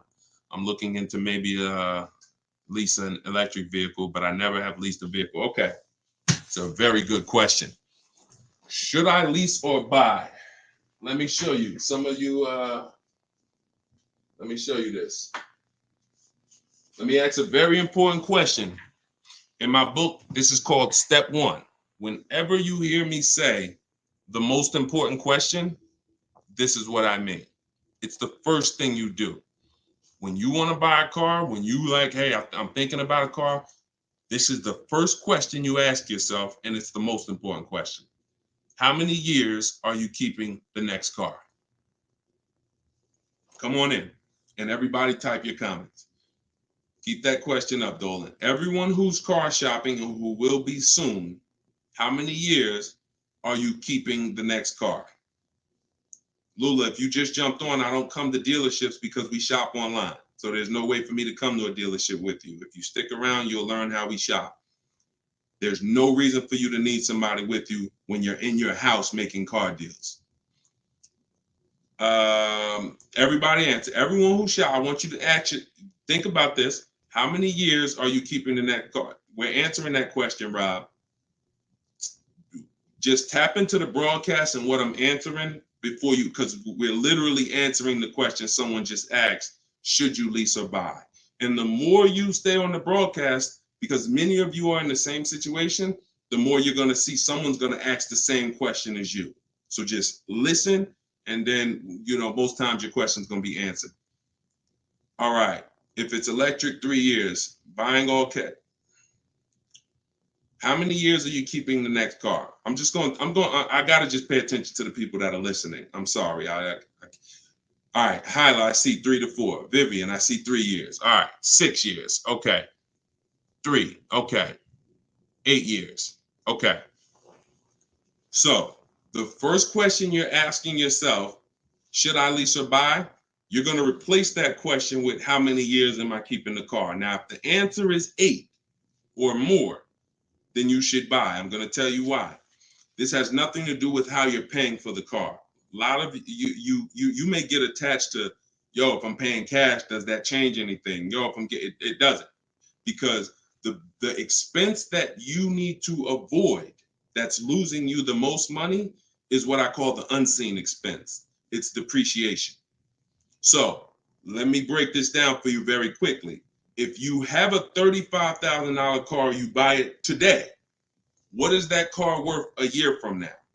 Even if you don't drive it, you got a $35,000 car outside in your driveway right now, brand new car. What is it worth a year from now? You didn't drive it 1 mile. Is it worth 35? Is it worth 35? No. Let's go deeper on depreciation, because now we're starting to see with that first question. I'm going to ask you some more. You have to see this is the unseen expense. You buy a car today for 35, you take it back to the dealer in 3 days. Is it worth 35? No. So what does that tell you? There's some expense there, whether you buy or lease. Many of you have been taught, I could just buy a car because I could drive as much as I want. Let's throw another one in there. You buy a car today for 35, you put 30,000 miles on it. Isn't it worth much less a year from now? So this is the unseen expense, and this is how it's working against you. You got to look at depreciation like this. See this curve? This is where you are the day you buy the car. This is what you pay for it. This is how it's dropping over 5-6 years. So now the beautiful thing is long-term owners who has a car outside that they've had for more than 8 years. Type me. Some of you might have been 10 years. Some of you might have been 20 years. this is what you have to see. If you're getting rid of your cars anywhere in this 6-7 year mark, you're losing money. It's no way. It's no way you can replace something you bought and it's dropping like this. But here's the beautiful thing. For those of you who are like, look, I had my car for 12 years. I had my car for 8 years. I had my car for 10 years, 16 years. This is where you're at. That's how your car is losing value. See, the car you have that you've had outside for 10 years, what it's worth today, a year from now, isn't it going to be worth about the same thing? Right? Talking to you long-term owners who keep your cars, you're winning. See, because you've reached the reward. You've reached the reward for buying. The reward for buying is to get to the stage where your car a year from now is going to be worth about the same of what it's worth now. Now, that's when you should be buying. If your goal isn't to get to that level, you should not be buying. You should be shopping for lease deals. Because there's only two ways to beat depreciation. What I just said, and some of you might be saying, Deshone, I can't, I'm not keeping a car that long. You should not be buying cars. You're not getting to that level. You're not getting to the winning. The winning is that. Got a car outside, paid off, barely losing value. It was worth $9,500 last year. It's worth $9,000 this year. That's the reward. Now, for those of you on the other side, if you're on the other side, you should be leasing. And I'm going to show you how drastic it is of a difference when you should be leasing, but you're buying. I'm going to show you that there's no way for you to get a great deal if you are buying when you should be leasing. Look at somebody like, let's pull up, we talked about Danielle earlier. Look at Tope. Tope got a BMW, $54,000 vehicle. Now, some of you know, every $5,000 on the price of a car is how much per month? Every $5,000 on the price of a car is how much per month? It's not 7 years, so it's always 8 years. See, in my book, it's something called the 8-year rule. If you're not keeping your car 8 years, you should not be buying. Okay, good. I see a lot of you are tapped in. Every $5,000 is $100 a month. So when you're looking at a $50,000 car, you should be thinking that's $1,000 a month payment. What about the down payment? Forget about the down payments. Down payments have nothing to do with the deal. We are just talking about boundaries. When we look at a $50,000 car, $1,000 a month, 5-year loan. $20,000 car, $400 a month, 5-year loan. Every $5,000 is about $100 a month. Now let's look at Tope's deal. Tope got a $54,000 BMW. She's paying $756 a month. I'm going to prove to you right now that if you should be leasing because you're a short-term person, you are not keeping your next car 8 years. You're not keeping your previous cars 8 years, yet you bought them. I'm going to show you how much money you've lost listening to people that told you shouldn't be leasing. And we're going to correct that. So Tope got a deal, shopping multiple offers the way I teach. She got multiple offers. She got $690 a month. That's a 1.26% lease. $690 on a $54,000 vehicle. So let's say we're going to break down real quick 3 different ways to get this vehicle right here that she got. One is the way she got it, leasing, because she's a short-term person. Now let's say somebody says, Deshone, I'm going to buy that car.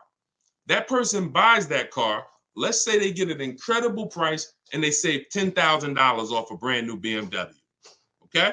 I want to show you that even with extreme cases of big money, I could teach you how to get the best price on the car, but it's not going to change. If your deal is on the wrong foundation, you can't get a great deal. So let's say somebody walks in right after Tope. They look at her car, they see her driving off, and they're like, man, I want that same car. All right. And they end up saving 10 grand. So they buy it for $45,000. Taxes, fees, probably put them up around 48. Every $5,000 we said is $100 a month. $48,000, that's a $950 payment, y'all. 5-year loan. No money down, because Tope put no money down. So we're comparing putting no money into these deals. When you start putting no money into the deals and looking at them, you're going to clearly understand them. Sometimes people use down payment money to confuse you. $690 a month she's paying, they're driving off paying $950. No way. Now a third person comes in. Man, I see those two people just drove off. You got that car used though? Can I get a used one? I don't want to buy a new one. I don't want to get a new one. I know that's going to be expensive. What do you think a brand new vehicle that was $54,000 brand new? What's a good price of that vehicle used, y'all? What's a good price used?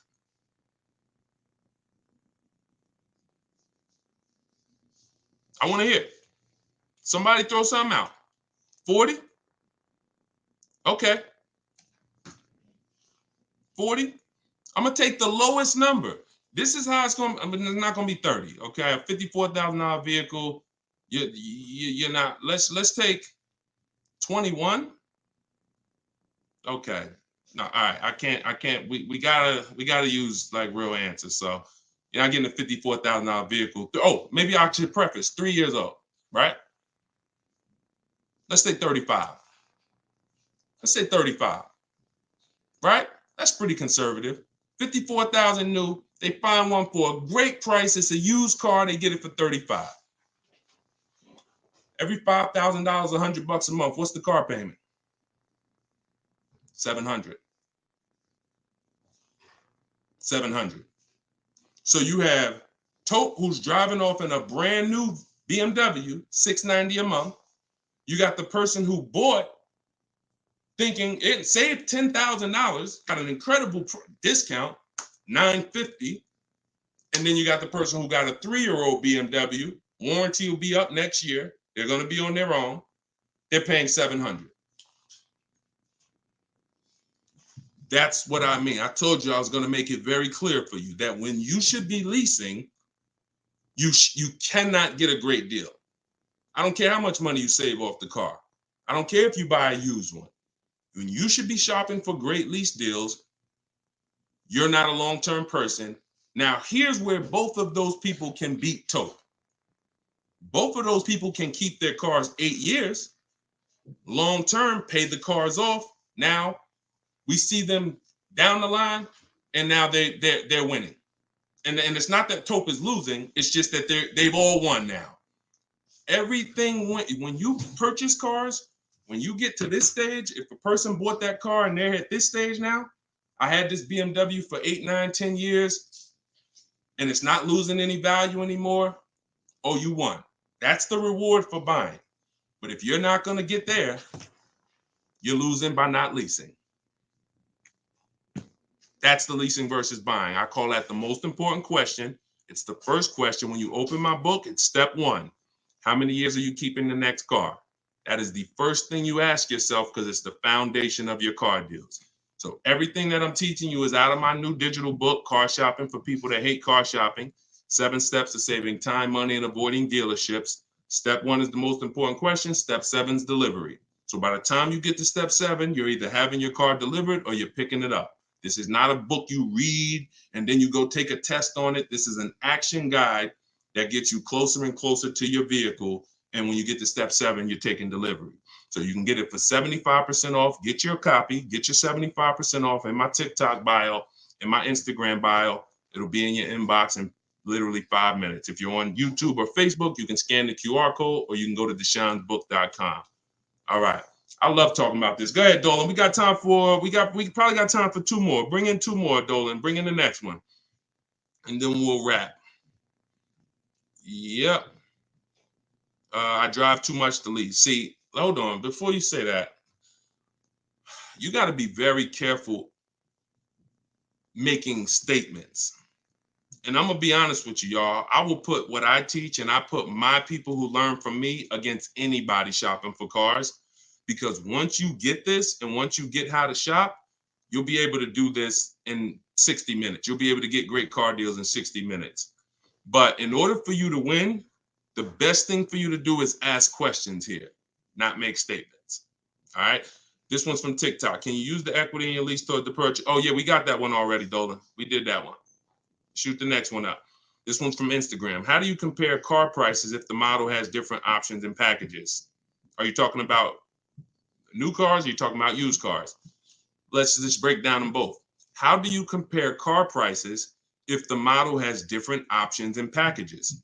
The way we compare lease offers, we look at them from percentages. See, prices can change, but percentages don't. If I got a $40,000 vehicle and I'm paying under 400, that's a 1% lease. We call that a steal. If somebody offers me a $42,000 car, if it's 1%, then that's $420. That's why we go by percentages. Same thing with used cars. When we're looking at a used car, I need to know what the original MSRP was. I'm going to get this from the Carfax. I'm going to get this from, there's a site called With Clutch. Carfax has an agreement with a couple manufacturers where they have the window sticker there. So I'm going to get I'm not going to buy a used car, and I would never recommend you buy a used car without knowing the original MSRP, because we want to look at the discount percentage. So example, my Infinity truck I bought, it was $54,000 brand new. The other three that I was looking at, one was 52, one was 48, one was 46. So when I compared the discount off of the new price, this one had the greatest discount off the new price. Therefore, it was the best offer. And that doesn't matter that it had more options than everything. It also had a greater discount percentage wise. That's how we compare, no matter what prices are being thrown at us. When you learn to look at things percentage, and I have calculators in my book. I have ways that we make offers. I have calculators that I've invented, online calculators where we plug in all our offers and then it spits out the counter offers that we should be making. All of that is in there. Like there's more stuff in the book than I could ever describe on this one live stream. All right, go ahead. Cue up the last one. Pick a good one. TikTok. Listen to him. He got me a check for $4K for my lease car. I said pick a good one. You picked a good one. Listen, a lot of people, and I'm glad, congratulations on that. A lot of people didn't even know you could sell leases. If you didn't know you could sell a lease, type a question mark. Be honest.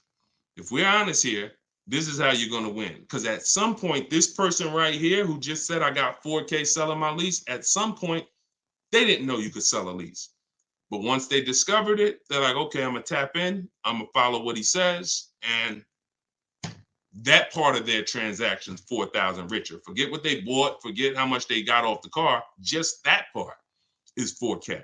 So all of you who said I didn't know you could sell a lease, think of how much money you have left on the table returning leases to dealerships without doing an equity assessment. So we must do it. So I'm very big on getting this information out. Y'all can get it any way you want. You can go through all my social media videos. As you can see, those videos are made for different types of people. Some of you are high mileage drivers. Some of you are, going to be leasing. Some of you have negative equity. Some of you are going to be purchasing new. Some of you are going to be purchasing used. Some of you are going to be paying cash. So you can go through the social media videos and piece the ones together that's for you. You can also hop on these live streams, piece the information together for you, or you can go and grab your copy of my new book, Car Shopping for People That Hate Car Shopping, 7 Steps to Saving Time, Money, and Avoiding Dealerships, and you can just have the whole playbook. And the playbook is in there for everything. So if you're leasing now, it's in there. If you're going to be getting your spouse a car, it's in there. I can't tell you how much the book is going to make you. You'll tell me. Maybe 10, 15, 20 years, you'll tell me, this book, Deshone, this book has saved me $20,000. Because the more cars you get, the more your money you're going to save, even if you're going to get one. But I just want you to have the information, get it how you want it. You can get 75% off your copy as part of our book launch in my TikTok bio. Click that link, and then same thing in Instagram. Click that link and then click the button that says get 75% off my new book. But it's only for 30 minutes. After 30 minutes, price goes back up to $97. $24 is better than $97. So, and I'll put the link one more time for you guys on YouTube and Facebook. You can click this link here that says Deshone's book. I just posted it. Or you can scan the QR code. If you might be watching us on a television, you can just scan the QR code with your phone, grab your 75%. So this is what we do. Whenever you see me live, I'd encourage you to invite a friend, tell somebody. If you see a coworker and they're like, man, I got to buy a car soon, invite them to one of our streams, because we get very, very detailed about showing you all the money in your car deals and making sure you know what you're doing. Please, if you're not subscribed to us on YouTube, we got a lot of things coming to YouTube. We're going to be time stamping these questions in future episodes so that you can easily navigate through previous episodes and find your answers. So everything is Deshone the Auto Advisor. Make sure you subscribe to YouTube because we got a lot of stuff coming there. But other than that, have a great day. I'll see y'all in the next broadcast. Everyone who got the book, use it, win with it, and make sure you DM me or email me your success stories. I want to see your deals. Email me your deals, not just your cars. You're going to love it. Once you start making deals and you're confident with the money, you're going to be so excited about sharing the numbers, you might forget to tell me what car you got. You know, Deshone, look at this price I just got. Oh, by the way, it was on this car. You know, so that's what we want. All right. God bless y'all. I'll see you soon.